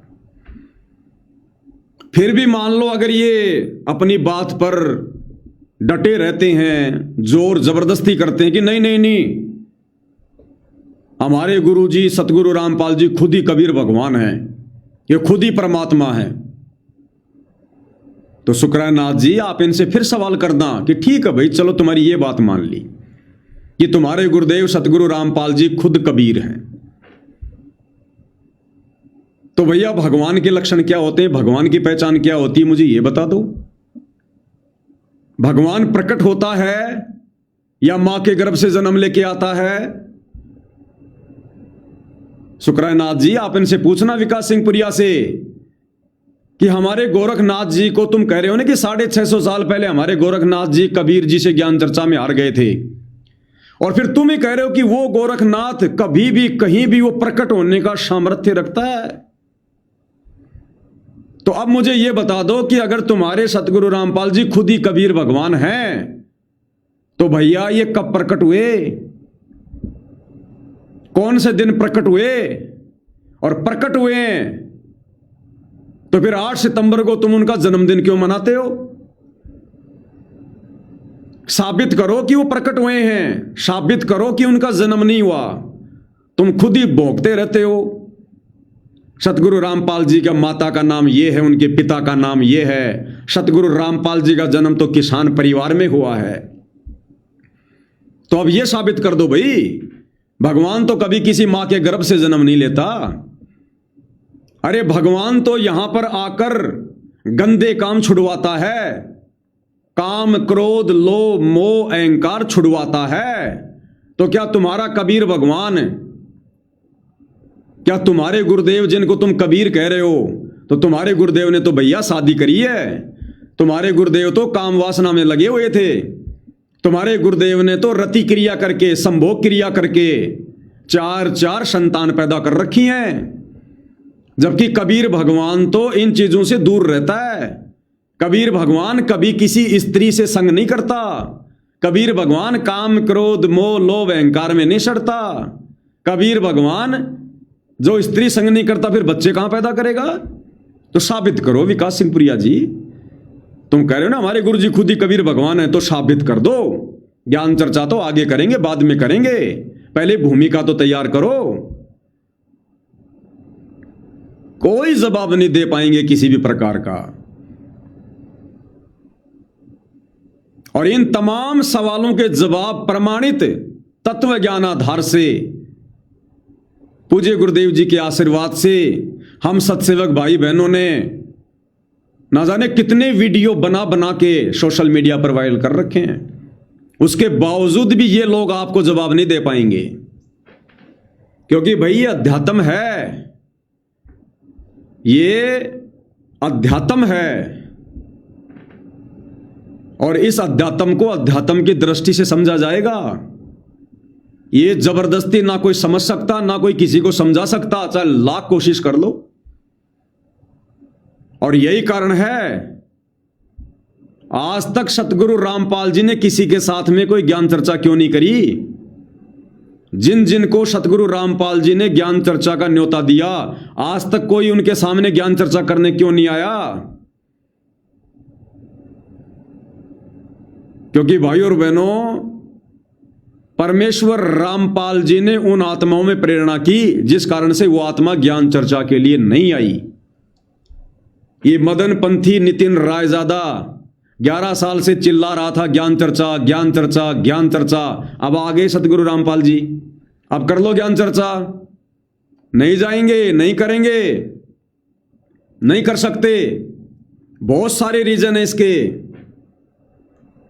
भाई। ये कलयुग की बिचली पीढ़ी है, ये कलयुग की बिचली पीढ़ी है। और इस समय कोई ज्ञान चर्चा ये परमात्मा किसी से नहीं करेगा। अरे बाप कभी अपने बच्चों से ज्ञान चर्चा करेगा क्या? शोभा देगा? बाप अपने बच्चों को ज्ञान चर्चा में हरा के खुश हो सकता है क्या? बाप हमारी आत्मा का कल्याण करने आया है साम दाम दंड भेद से। 2009 में सतगुरु रामपाल जी ने ज्ञान चर्चा का न्योता दिया था चारों शंकराचार्यों को।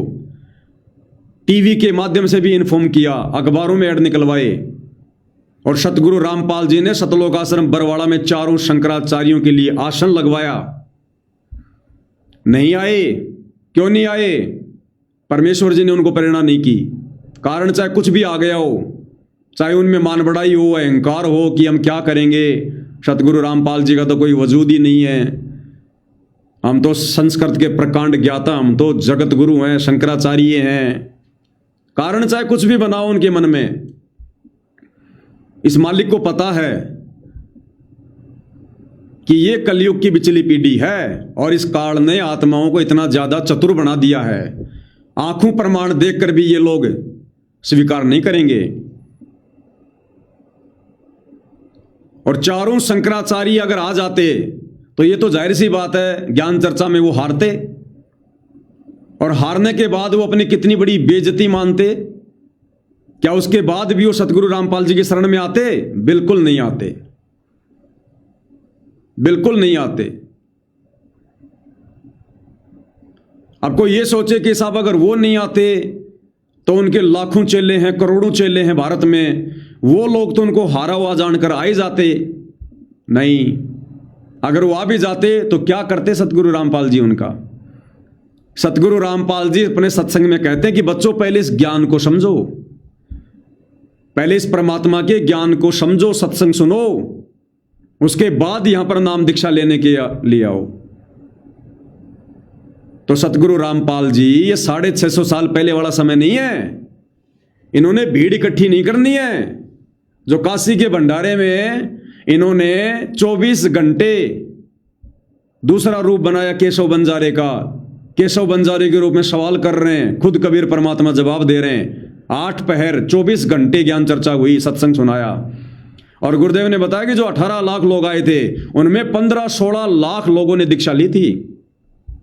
तो आज ये परमात्मा इस प्रकार से लोगों को दीक्षा दिलवाकर अपना शिष्य नहीं बनाना चाहता। भाई वो तो पार होने का समय नहीं था 650 साल पहले वाला। उस समय तो परमात्मा ने केवल उनको अपनी शरण में लेकर उनको भक्ति से चार्ज करके मनुष्य जन्म देने थे। पार होने का समय, मोक्ष का समय तो ये कलयुग की बिचली पीढ़ी है। इस समय तो परमात्मा ठोक बजा के लेगा। इस समय परमात्मा भीड़ इकट्ठी नहीं करेगा कि ज्ञान चर्चा कर ली और वो संत हार गए और उनके चेले सतगुरु रामपाल जी के भगत बन जाएंगे और सतगुरु रामपाल जी उन लाखों लोगों को भगत बनता हुआ देखकर बड़े खुश होंगे। ये परमात्मा भीड़ का ग्राहक नहीं है। इस परमेश्वर को हंस, ये हंस भगत निर्विकार आत्मा, जिनका टारगेट सतलोक हो, जिनको आत्म कल्याण करवाना हो, वो तो एक मजबूरी हो गई। फिर अगर ज्ञान चर्चा में यह शर्त हो गई कि मैं हारूंगा तो मेरे शिष्य तुम्हारे भगत बनेंगे, तुम हार गए तो तुम्हारे चेले मेरे भगत बनेंगे, तो इस प्रकार से सतगुरु रामपाल जी भीड़ इकट्ठा नहीं करना चाहते। वो तो मजबूरी में नाम दीक्षा हुई फिर कि भाई हमारे गुरु जी हार गए शंकराचार्य जी, और अब हमने तो हमारे गुरु जी के नियम के अनुसार बाबा रामपाल जी से दीक्षा लेनी पड़ेगी। वो क्या न्याल करेंगे वो जो रोते रोते नाम दीक्षा लेंगे। तो ये परमात्मा इस प्रकार से कलयुग की बिचली पीढ़ी में भीड़ इकट्ठा करने नहीं आया है।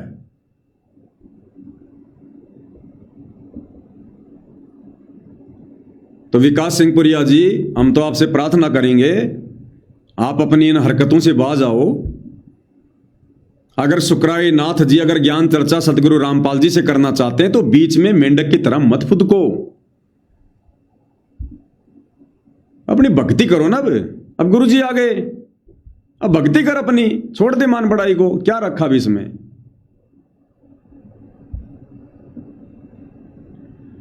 और दूसरी बात, सुकराई नाथ जी, मुझे तो बेटर एक्सपीरियंस है। अगर आप इन सतलोक आश्रमों में ज्ञान चर्चा के लिए जाना चाहते हो तो आपकी मौज, आपकी मर्जी। हालांकि ज्ञान चर्चा होनी नहीं है, दास को अच्छे से पता है, लेकिन फिर भी मान लो अगर आप चले जाते हैं तो भैया सोच समझ के जाना। सोच समझ के अगर चले गए किसी भी सतलोक आश्रम में ज्ञान चर्चा के लिए तो या तो आपने अपनी हार स्वीकार करनी पड़ेगी या फिर आपकी देही तोड़ के ये लोग आपसे हार स्वीकार करवाएंगे। आपको वैसे नहीं आने देंगे, ये ध्यान रख लेना इस बात का। तुम सोचो मैं ज्ञान चर्चा करके आ जाऊंगा, सतगुरु रामपाल जी को हरा के आ जाऊंगा, ये तो कह रहा आपकी अपनी मन की बातें हो सकती हैं। उनको हराने का तो किसी ने सौपन में विचार भी नहीं करना चाहिए, क्योंकि वे हमारे पिता हैं, हमारे बाप हैं, सभी आत्माओं की उत्पत्ति करता है। ठीक है, अभी आप उनके ज्ञान से अपरिचित हैं, आप कुछ भी सोच सकते हैं, लेकिन ऐसे परमपिता परमेश्वर को यह कहना कि मैं ज्ञान चर्चा करना चाहता हूं आपके साथ, ये भी हमारे जीवन की बहुत बड़ी भूल है। उनसे तो ज्ञान लेना चाहिए, उनसे तो ज्ञान ग्रहण करना चाहिए। वे तो हमारी आत्मा को उद्धार करने के लिए आए हैं। उनको ज्ञान चर्चा के लिए कहना अपने जीवन को नरक बनाने के समान है।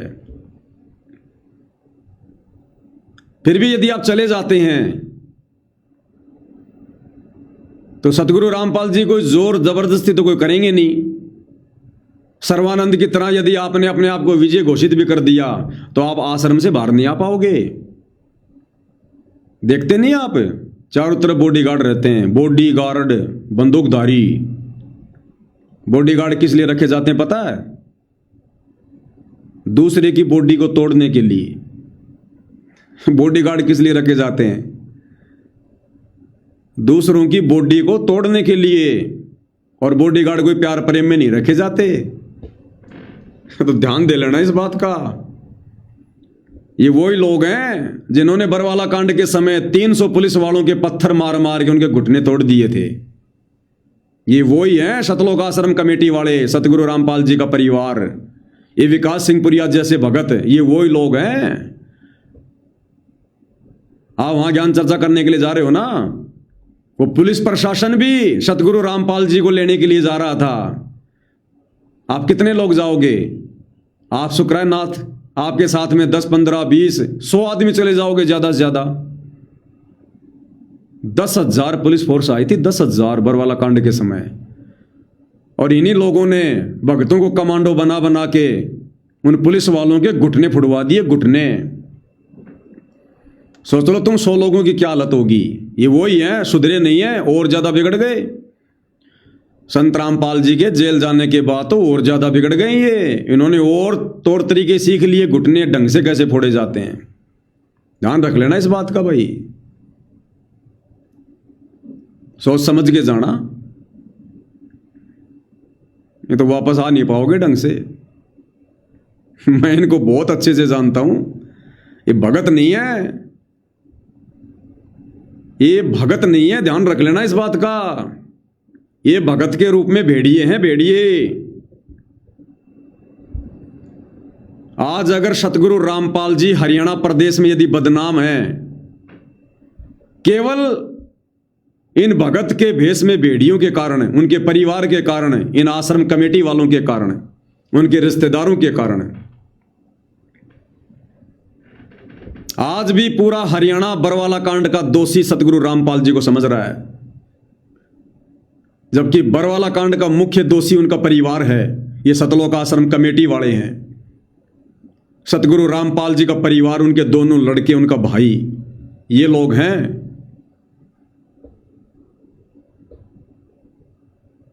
तो भाई ज्ञान चर्चा तो देखो, मेरे विचार से तो कोई आपके लिए शोभा देने वाली बात नहीं है। आप पहले सतगुरु रामपाल जी का अच्छे से सत्संग सुनो और निष्पक्ष होके सुनो। देखो, आत्मा का कल्याण आपने भी करवाना है, तभी तो आपने संत का चोला धारण किया है। आप नाथ संप्रदाय से जुड़े, अपने माता पिता को छोड़ दिया, अपनी संपत्ति को छोड़ा। आपने क्यों छोड़ा? भगवान पाने के लिए। आप निकले थे अपने घर से भगत बनकर भगवान पाने के लिए, लेकिन आपको सही मार्ग मिला नहीं, ज्ञान आपको मिला नहीं। आज आप खुद ही एक भगवान की पदवी पर बैठे हैं, संत बनकर बैठे हैं। जबकि संत वो होता है जो लोगों का उद्धार करता है, और संत की भूमिका केवल कबीर भगवान खुद निभाता है, दूसरा कोई सृष्टि में नहीं है जो किसी का उद्धार कर दे, किसी का मोक्ष कर दे। तो शुक्रानाथ जी, ज्ञान आधार से आप जी खुद जो है, आप एक भटकी हुई आत्मा हो। आप पहले सतगुरु रामपाल जी के निष्पक्ष होकर ये ना सोचो कि मैं संत हूं, मुझे ज्ञान है। ठीक है, आपको जो ज्ञान है अपने लेवल पे खूब है, आपको बहुत ज्यादा ज्ञान आपको, लेकिन आप वाला ज्ञान सतगुरु रामपाल जी के ज्ञान के आगे टिकता भी नहीं है। जब गोरखनाथ जी जैसों ने अपनी हार स्वीकार करनी पड़ी, तो आप तो उनके द्वारा चलाए गए मार्ग से जुड़े हुए हो। जितना गोरखनाथ जी जानते थे, जितनी उनमें सिद्धियां थी, आज वर्तमान में धरती पर नाथ संप्रदाय से जुड़े किसी भी व्यक्ति में 1% भी नहीं है, 1% भी। और ये वही कबीर भगवान सतलोक आश्रम धनाना में बैठा है जो 650 साल पहले था। तो मेरी तो आपसे यही प्रार्थना है भाई, मैं इन आश्रम वालों की तरह कोई ठेकेदार तो बनता नहीं बीच में, मैं तो आपसे प्रार्थना कर सकता हूं। बाकी देखो, वो कहते हैं कि भाई सकल पदार्थ है जग माही, भाग बिना नर पावत नहीं। तो आप ये ना सोचो कि मैं एक संत हूं, नाथ संप्रदाय से जुड़ा हूं, मेरे भी हजारों की संख्या में चेले हैं। आप एक जीव हैं, जैसे मैं एक जीव हूं, और मेरी कोई औकात नहीं, मेरी कोई भी शात नहीं है। ना एक सेकंड का आपका भरोसा कब आपके प्राण पखेरु उड़ जाएं, ना मेरा भरोसा कब उड़ जाएं। हम सब जीव हैं, या प्रधानमंत्री का भरोसा नहीं है, अगले पल उसके साथ क्या घटना घटित हो जाए। क्या इंदिरा गांधी को पता था इस बात का, मेरे बॉडीगार्ड मुझे मारेंगे? क्या किसी प्रधानमंत्री को, जिसका हेलीकॉप्टर की दुर्घटना में, एरोप्लेन की दुर्घटना में जिसकी मौत हो जाती है, चारों तरफ सैकड़ों बॉडीगार्ड जिसके साथ होते हैं, और वो ऊपरी मर जाता है, अचानक से हार्ट अटैक आ जाता है? तो यहां हम सब जीव हैं, ब्रह्मा विष्णु महेश तक सब जीव संज्ञा में हैं। तो एक बार सतगुरु रामपाल जी के सत्संग सुनो निष्पक्ष होकर, कि जैसे मैं पहली बार इनके सत्संग सुन रहा हूं और मैंने तो परमात्मा पाना है। जैसे कोई ऐसा व्यक्ति जो साधु संतों की खोज करता है अपनी आत्मा के कल्याण के लिए, ऐसे जिज्ञासु बनकर आप सतगुरु रामपाल जी के कुछ दिन सत्संग सुनो, आपके मन के सारे दोष खत्म हो जाएंगे उनके प्रति। सतगुरु रामपाल जी में कोई अहंकार नहीं है, कोई मान बढ़ाई नहीं है, किसी से कोई ईर्ष्या नहीं है। वे अपने आप को बहुत बड़ा कोई ज्ञानी नहीं कहते, वो तो अपने आप को दास कह रहे हैं, सेवक कह रहे हैं। आप देख रहे हो आए दिन वीडियो में, ये गांव वाले जो मान सम्मान करने के लिए सतलोक आश्रम धनाना में जा रहे हैं, तो सतगुरु रामपाल जी तो उल्टा उनके आगे हाथ जोड़ जोड़ के कह रहे हैं कि मैं तो आपका दास हूं भाई, आप लोगों का सेवक हूं और आपकी सेवा करूंगा।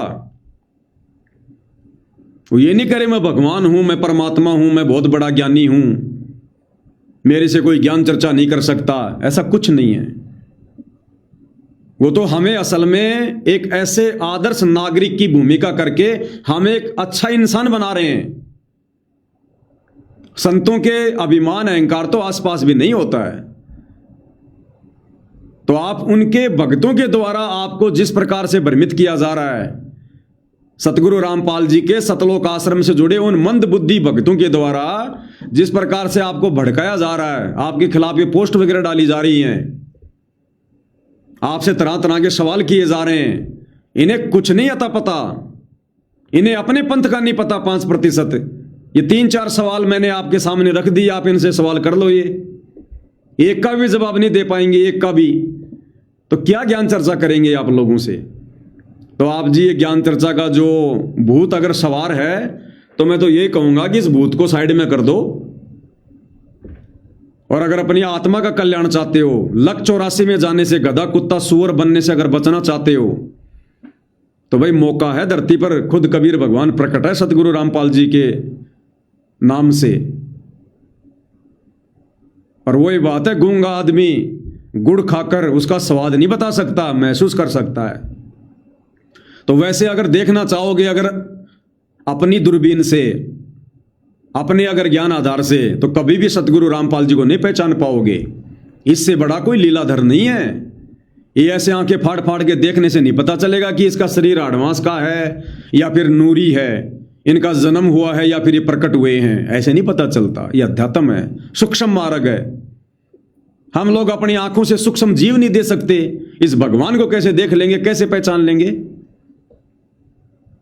और भगवान आएगा तो कोई सींग लगा के थोड़ी आएगा, कोई पूंछ लगा के थोड़ी आएगा, कोई अलग पहचान थोड़ी है कोई वेदों में।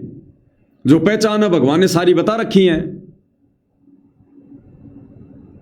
उन्होंने इतने शास्त्र दिखा दिए, इतने प्रमाण दे दिए, हर धर्म के धर्म ग्रंथों को खोल खोल के बता दिया, जो उन धर्मों के जानकार भी नहीं बता पाए। और कैसे पहचान करोगे भगवान की?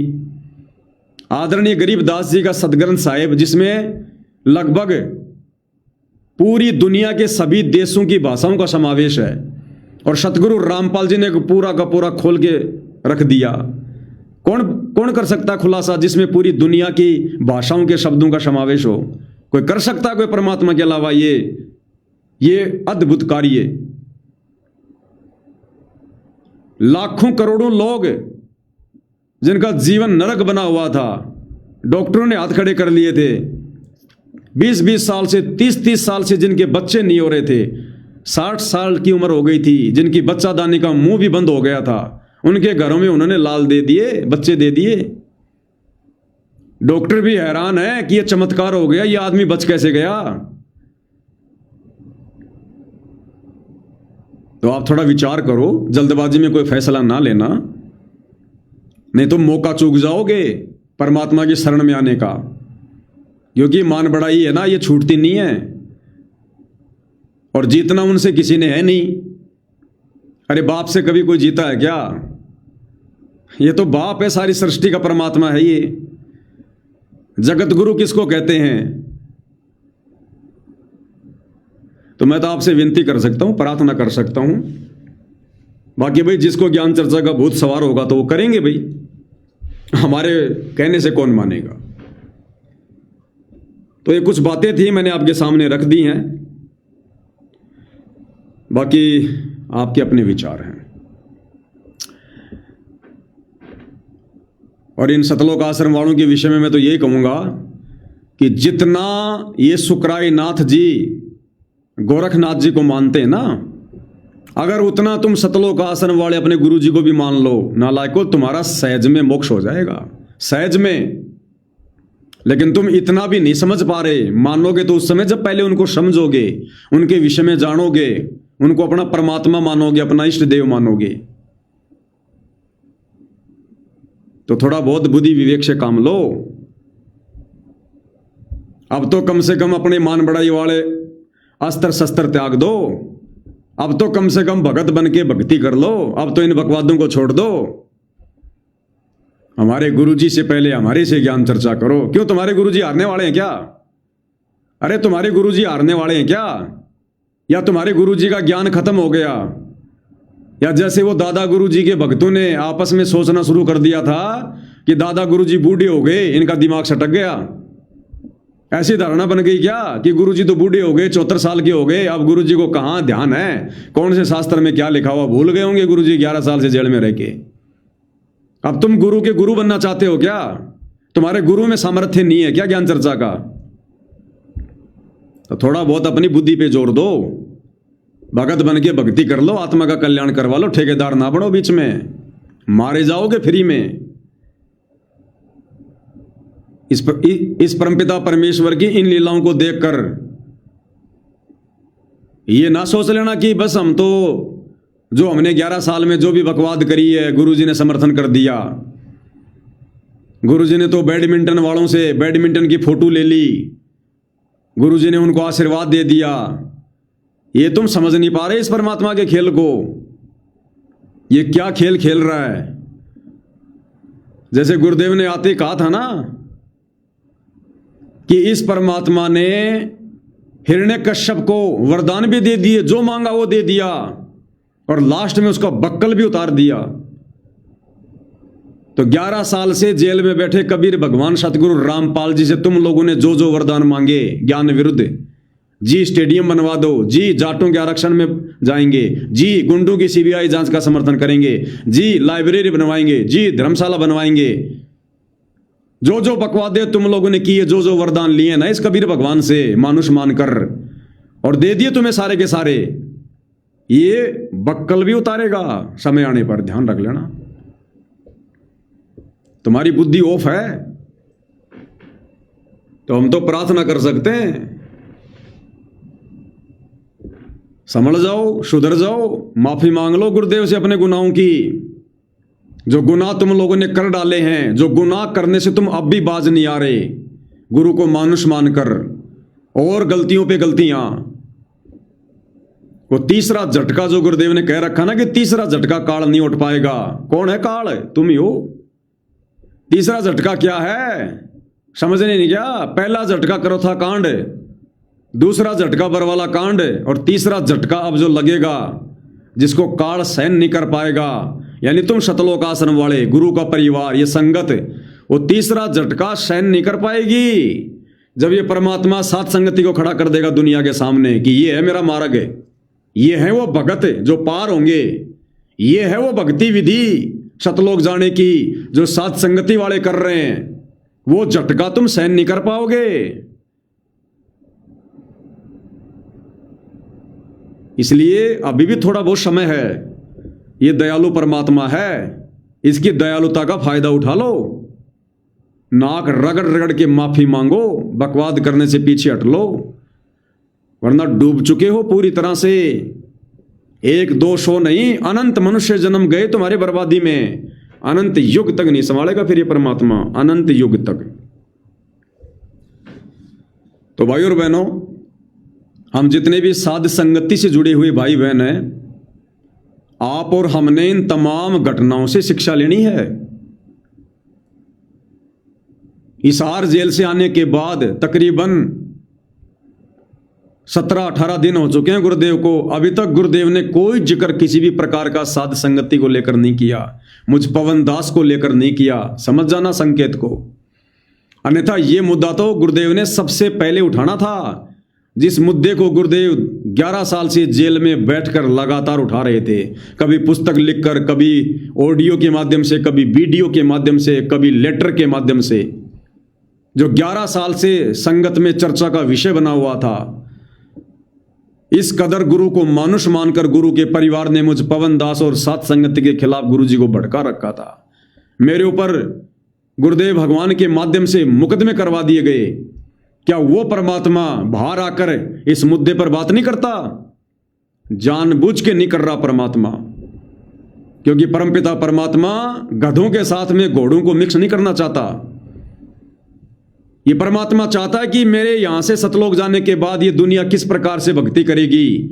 ये परमात्मा हम सत्सेवकों को लेकर वो उदाहरण पेश करना चाहता है कि जैसे मेरे धनाना आश्रम में आने के बाद भी, और जिस प्रकार सात संगति से जुड़े मेरे बच्चे मुझे शब्द रूप में अपने घर पर विराजमान करके, और उसी श्रद्धा, उसी लगन के साथ, उसी समर्पण के साथ, मन में किसी प्रकार का दोष ना रख के जो भक्ति कर रहे थे। बच्चों, इस प्रकार से घर घर को आश्रम बनाओ, इस प्रकार से पूरी दुनिया को आश्रम बनाओ, इस प्रकार से तुमने भक्ति करनी पड़ेगी। ये गुरुदेव भगवान उदाहरण पेश कर रहे हैं, और ये लंबा खींचेंगे। इस बीच में जो कमजोर आत्मा होगी सात संगति में, वो किसी भी पॉइंट से मन में दोष पैदा करके वो सात संगति से टूटकर आश्रम में चली जाएगी। इसलिए परमात्मा देरी कर रहा है कि थोड़ा बहुत यदि कोई कचरा बचा हो तो वो भी आ जाए, टूट जाए। 24 कैरेट सोना बना के परमात्मा सतलोक लेकर जाएगा। तो आप और हम सत्सेवक भाई बहनों को परमात्मा एक एग्जाम्पल के रूप में पूरी देश और दुनिया के सामने खड़ा करना चाहते हैं। इसलिए परमेश्वर जी चुप हैं। तो थोड़ा सा धैर्य धारण करना और ज्ञान को आधार बनाना हमारी भक्ति को छीन नहीं सकता, ध्यान रख लेना। हम परमेश्वर रामपाल जी को आधार बनाकर घर बैठ के भक्ति कर रहे हैं, मर्यादा निभा रहे हैं। चाहे 7 समुद्र पार बैठ के भक्ति कर लो, मर्यादा में रहकर, गुरु को इष्ट मानकर। गुरु पल पल साथ है। और आश्रमों में तो वैसे भक्ति नहीं होती। गुरु के आने के बाद भी इन शतलोक आश्रमों में जो राग, द्वेष, ईर्ष्या जो बदबू मार रही है, इतनी तो पहले भी नहीं थी। इतना द्वेष भर गया उन लोगों में, वो भेदभाव। ये लोग कहा करते थे कि हमारे आश्रम में कोई भेदभाव नहीं होता।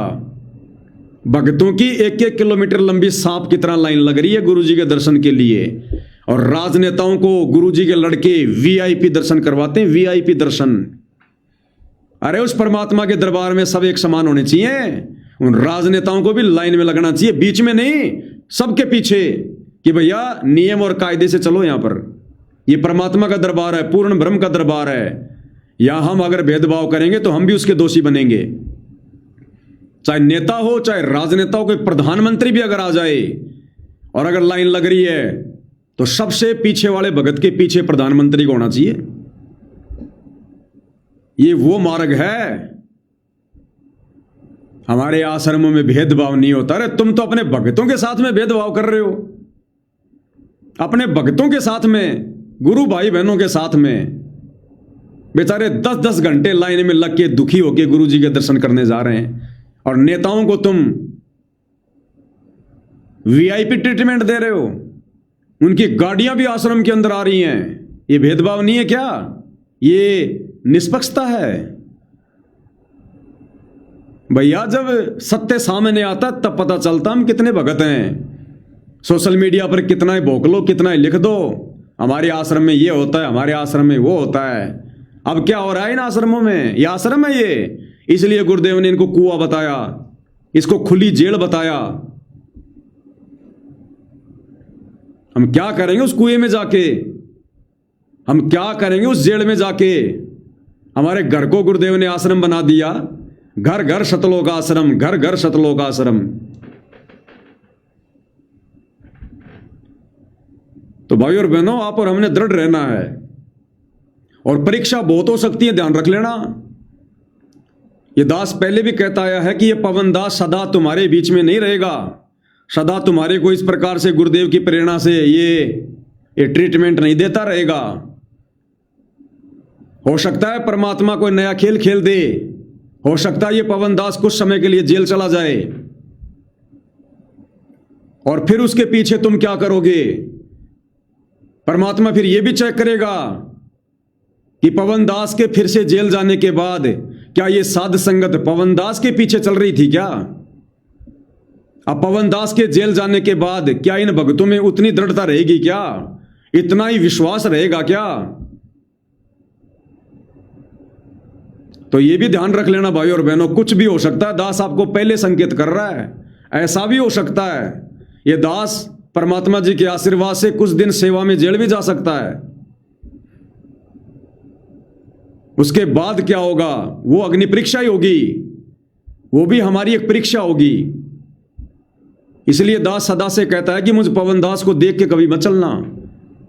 मैं क्या कह रहा हूं, क्या बोल रहा हूं, जो गुरु के ज्ञान से है वो मैच करना, और यहां किसी को आधार मत बनाओ। ठीक है, परमात्मा ने मुझे एक समय के लिए सहयोगी बनाया, लेकिन आधार अपने गुरु जी के ज्ञान को ही बनाओ। सहयोगी तो कोई भी भगत हो सकता है, लेकिन आधार केवल अपने गुरु जी के ज्ञान को बनाओ, अपने गुरु जी को बनाओ। किसी भगत को आधार मान के मत चलना कभी जिंदगी में। ये तो परमात्मा ने इस दास के ऊपर दया रखी, जो मेरे को इतने दिनों तक परमात्मा ने संभाल के रखा, काल प्रेरित नहीं होने दिया। अन्यथा मेरे जैसे तो 50 आते हैं, 50 जाते हैं। कितनी बार ना जाने हमारी नैया डूबती, लेकिन परमात्मा ने दास को दृढ़ता देके रखी। इस दास की औकात नहीं थी इस भक्ति मार्ग पर दृढ़ बने रहने की, इन आश्रम के इन गुंडों का सामना करने की, इनके इतने जुल्म सहन करने की। ये परमात्मा जी ने विशेष आशीर्वाद देके रखा आप भगत भाई बहनों के लिए, आप लोगों को भक्ति मार्ग पर दृढ़ बनाए रखने के लिए। तो किसी भगत को कभी भी आधार बना के मत चलना भक्ति मार्ग में। भगतों से तो फायदा उठाया जाता है। जितना वो भगत परमात्मा की मर्यादा में रहकर हमें कोई सत संदेशा दे रहा है, तो हमने तो उस भगत का फायदा उठाना है, भक्ति पर हमने दृढ़ होना है, लेकिन उस भगत को देख के नहीं चलना हमने बिल्कुल भी। वो भगत चाहे आज मर जाए, पवन दास चाहे आज मर जाए, आपने कोई शोक नहीं होना चाहिए, किसी प्रकार का कोई दुख नहीं होना चाहिए। यहां सबके अपने कर्म है भाई। पवन दास चाहे आज जेल चला जाए, आप लोगों ने कोई चिंता नहीं होनी चाहिए, और ज्यादा दृढ़ होना चाहिए कि भाई अब गुरुजी नेक्स्ट लेवल की परीक्षा ले रहे हैं। उस पवन दास की भी परीक्षा होगी और हमारी भी परीक्षा लेंगे अब गुरुजी नेक्स्ट लेवल की, और ज्यादा हमने दृढ़ होना है, पहले से कहीं ज्यादा। तो ये अग्नि परीक्षा है, कुछ भी हो सकता है, और हिंट परमात्मा पहले दिलवा देते हैं ताकि आगे चलकर एकदम से कोई बौखला ना जाए। ये भी गुरुदेव भगवान की विशेष मेहर समझना, उनकी रजा समझना। तो आधार केवल अपने गुरुजी के ज्ञान को, और दास पूरे दृढ़ विश्वास के साथ कह सकता है जितना गुरुदेव भगवान को समझा, उनके ज्ञान को समझा, उन्हीं के आशीर्वाद से आज वर्तमान में अपने गुरुजी को परमपिता परमेश्वर मानकर, उनके ज्ञान को आधार मानकर, और अपनी आत्म कल्याण की चिंता को लेकर जिस प्रकार से हम मर्यादाओं में रहकर भक्ति कर रहे हैं, अगर हमें गुरुदेव भगवान अंतिम श्वास तक भी नहीं मिलते हैं, आश्रम में नहीं बुलाते हैं, तो भी भाई और बहनों यदि हम इसी प्रकार से भक्ति में लगे रहे, आप और हमारा ठिकाना सतलोक है, सतलोक। क्योंकि परमात्मा का शब्द रूप है, ये हाड़मास का पुतला नहीं है। और जिसने अपने गुरु को शब्द रूप में मानकर उनकी पूजा करनी सीख ली, उस आत्मा का कल्याण होगा। अपने गुरु को मानुष मानने वालों का, हाड़मास का पुतला मानने वालों का, अपने गुरु जी को शरीर में मानने वालों का कभी मोक्ष नहीं होता। देही को सतगुरु कहे यो तो धुंधर ज्ञान, और चार दाग आवे नहीं उसको सतगुरु जाने। तो अगर अंतिम श्वास तक भी अगर गुरुदेव भगवान नहीं मिलते हैं, अगर नहीं हमें आश्रम में बुलाते हैं, तो भी हमारा इतना ही विश्वास, इतनी दृढ़ता होनी चाहिए हमारी कि गुरुजी तो असली रूप में तो हमारे साथ हैं। वो देही वाला रूप तो परमात्मा ने केवल ज्ञान समझाने के लिए धारण करना पड़ता है, और इस परमात्मा की देह थोड़ी है, ये तो शब्द है। हम हैं शब्द, शब्द हम माही, और हमसे भिन्न और कछु नहीं। परमात्मा कहते हैं वो शब्द मैं ही हूं भाई, मेरा शब्द रूप है। शब्द निवास आकाशवाणी यो सतगुरु का रूप है। तो वो शब्द परमात्मा सतगुरु रामपाल जी, और शब्द हम माही, और जिस शब्द को लेकर तुम्हारा मोक्ष होगा, गुरुदेव कहते हैं वो शब्द मेरे पास है, और हमसे भिन्न और कछु नहीं। हमारे से भिन्न ना कोई आश्रम है, ना कोई और कुछ है, ना कुछ नहीं है। और शब्द रूप में गुरुजी हमारे साथ, हमारे घर पर, हमारे घट में, घटी ही में गंगा, घटी ही में जमुना, घटी ही में जगदीश, सतगुरु तारेंगे। बताओ फिर हमें कमी किस बात की? अरे जब गुरुजी हमारे साथ जाएंगे शरीर छोड़ने के बाद, तो शब्द रूप में तो जाएंगे, आड़मास के पुतले के रूप में थोड़ी जाएंगे, शब्द रूप में जाएंगे गुरुदेव हमारे साथ में, सूक्ष्म शरीर को लेकर। तो हमने तो शब्द की पूजा करनी है, शब्द को अपना गुरु बनाना है। रामानंद से कहे कबीरा, शब्द गुरु चित चेला रे। बस मर्यादा ना टूटने देना, मन में कोई कच्चापन ना आने देना। फिर देखो इस परमपिता परमेश्वर के अद्भुत खेल क्या करेगा ये परमात्मा। ये तो दास आपको नेक्स्ट लेवल की बात बता रहा कि ऐसा भी हो सकता है, तो हमने इस कदर तैयार रहना है। अन्यथा ये परमात्मा आने वाले समय में जो तीसरा जो झटका बता रहे हैं ना, उस तीसरे झटके में परमात्मा देश और दुनिया के सामने सात संगति को खड़ा कर देगा कि ये है वो मेरा मार्ग, मेरा मिशन, और ये है वो भक्ति जिससे तुम मेरी प्राप्ति करोगे, सतलोक जाओगे। आंख फटी की फटी रह जाएंगी इन आश्रम वालों की। और उस समय दुनिया वालों को पता चलेगा कि हम जो सुना करते थे भविष्यवाणियों में कि कल की भगवान प्रकट हो चुका है और उनका गुप्त मिशन चल रहा है। ये है वो गुप्त मिशन साध संगति, जिसको आज सतगुरु रामपाल जी की संगत भी अज्ञानता के चलते, काल प्रेरणा के चलते ढंग से समझ नहीं पा रही, स्वीकार नहीं कर पा रही।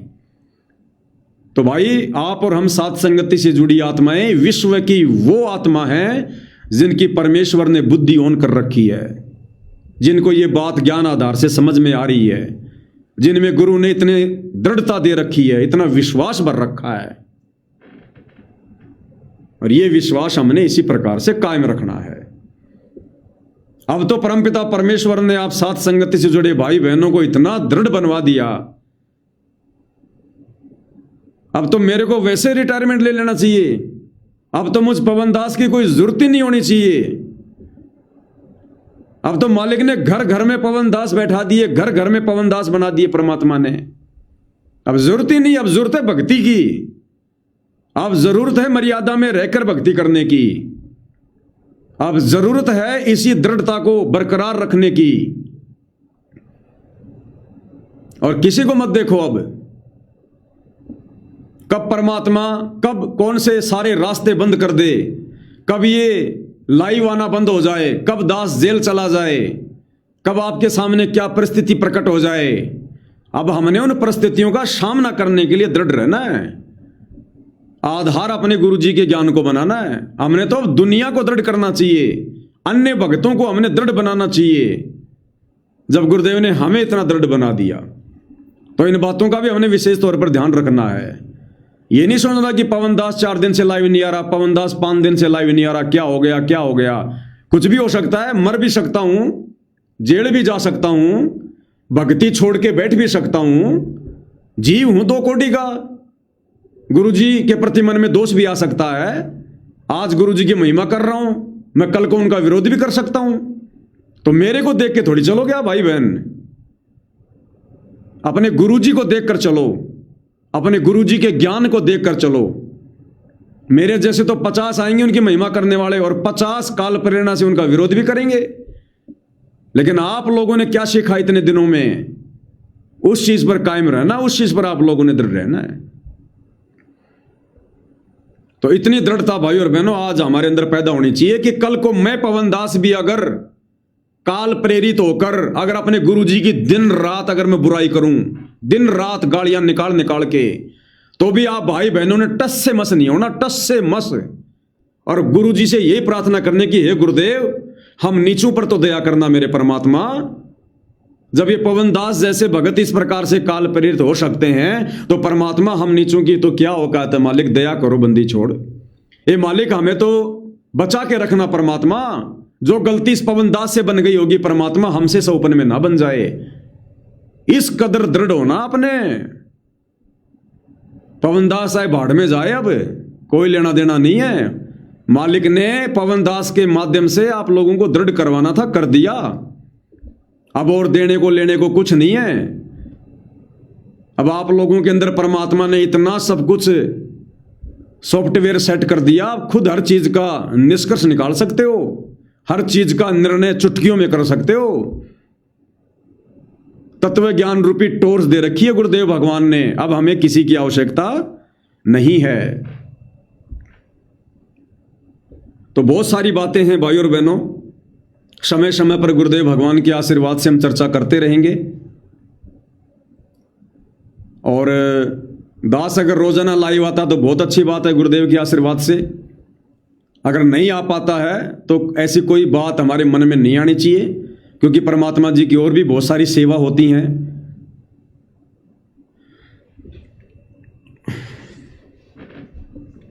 तो भाई और बहनों, अब अगर आगे का टॉपिक शुरू करेंगे तो फिर थोड़ा समय लग जाएगा। तो आज की साथ संगति में हम केवल इतना ही रखेंगे। पूज्य गुरुदेव परमपिता परमेश्वर जी हमें आशीर्वाद दे, हमें सद्बुद्धि दे, हमारा मार्गदर्शन करे, हमें भ्रम ने भटकने से बचाए। और वर्तमान में परमपिता परमेश्वर जो लीला लच रहे हैं, जो खेल खेल रहे हैं, हमें परमेश्वर सद्बुद्धि दे अपनी लीला को समझने की, उस खेल को समझने की। और गुरुदेव भगवान हमें आशीर्वाद दे कि हम उनकी जो करनी है उसको ना देख कर हम उनकी जो है कथनी के ऊपर चलें, हम उनके वचनों के ऊपर चलें। हमारे मन में सुई की नोक रखने जितना भी दोष अपने गुरुदेव भगवान की लीलाओं को देखकर पैदा ना हो। वे चाहे ज्ञान में रहकर करें, चाहे ज्ञान से हटके करें। अब हमें अपना टारगेट समझ में आ जाना चाहिए। हमें जो मार्ग गुरुदेव ने बताया, हमें उस मार्ग पर चलना है। अब गुरुदेव हमारी तरह कोई इंसान नहीं है, कोई व्यक्ति नहीं है, कोई मानुष नहीं है जो हमारी जैसी वो क्रिया करेंगे। ये परमेश्वर है, परमात्मा है, इन्होंने तो पूरे संसार को अपनी शरण में लेना है। ये ना जाने अपनी अन्य आत्माओं को शरण में लेने के लिए क्या क्या खेल खेलेंगे, कैसे कैसे उनके साथ में घुलेंगे मिलेंगे, उन्हीं के अनुसार परमात्मा जी कार्य करेंगे। वो जैसा कहेंगे परमात्मा उनकी बात को स्वीकार करेंगे, क्योंकि उनको शरण में लेना है। छोटा बच्चा, नादान बच्चा, जो अबोध बच्चा होता है, वो जैसा कहता है माँ बाप वैसा ही करने लग जाते हैं। वो जिद कर लेता है कि घोड़ा बनो, मैं आपके ऊपर बैठूंगा। तो बाप जमीन पर घुटने टेक कर उस बच्चे की उस जिद के आगे उसको खुश करने के लिए घोड़ा बन जाता है, और बच्चे को अपनी पीठ पर बैठाकर घुटनों के बल जो है वो चलता है। तो अब ये जो बाकी जो ये संसार वाले हैं, जो दुनिया वाले हैं, जो अभी तक गुरुदेव भगवान को नहीं समझ पाए थे, अब ये मोटर पाइप देने के कारण, धर्मशाला बनवाने के कारण, छोटे मोटे उनको लोभ लालच देने के कारण, जो अब उनकी महिमा कर रहे हैं, जयकारा लगा रहे हैं, तो परमेश्वर ने उनमें भी भक्ति का बीज डालना है। उन पे भी परमात्मा ने भक्ति की वो कलम चढ़ानी है। तो ये परमेश्वर किन आत्माओं को किस विधि से अपनी शरण में लेंगे, ये इनके अपने कार्य, इनकी अपनी मौज है। हमने उनकी इन लीलाओं को देखकर अपने मन में कोई दोष आदि पैदा नहीं करना है, नहीं तो मारे जाएंगे भाई और बहनों। कोई लेना देना नहीं है। इस झूठे संसार की वास्तविकता गुरुदेव ने हमें बता दी है, समझा दी है, प्रमाण दे दिए हैं। सांच को आंच नहीं होती है। अब यदि हम किसी भी पॉइंट पर नीचे गिर गए तो आप और हमारा ठिकाना नहीं, फिर अनंत युगों तक फिर ठिकाना नहीं है। तो ये परमात्मा जो करे वो करे, इनको करने दो, इनकी मौज, इनकी मर्जी, इनकी लीला अनंत है, निराली है। हमने उन तरफ नहीं देखना है। लीलाओं का देखो तो आनंद लो, आनंद कि देखो हमारे पूज्य गुरुदेव भगवान क्या लीला कर रहे हैं। ये लीलाधर हैं। कल परमेश्वर क्या कह रहे थे, आज परमेश्वर क्या कह रहे हैं। इनकी मौज, इनकी मर्जी, साहिब को कौन रोक दे, इनसे ऊपर कौन है। और ये तो गलत को भी सही कर देंगे, सही को भी गलत कर देंगे। तो हमने उनकी वर्तमान लीलाओं को देखकर किसी भी प्रकार से भ्रमित होने के बजाय हमने और ज्यादा दृढ़ होना है। तो गुरुदेव भगवान के आशीर्वाद से आज की साथ संगति में केवल इतना ही। फिर परमेश्वर जी मौका देंगे, लाइव आने से पहले आपको दिन में मैसेज कर दिया जाएगा, आप जी लाइव जुड़ सकते हैं। बंदी छोड़ सतगुरु रामपाल जी परमेश्वर जी की जय हो।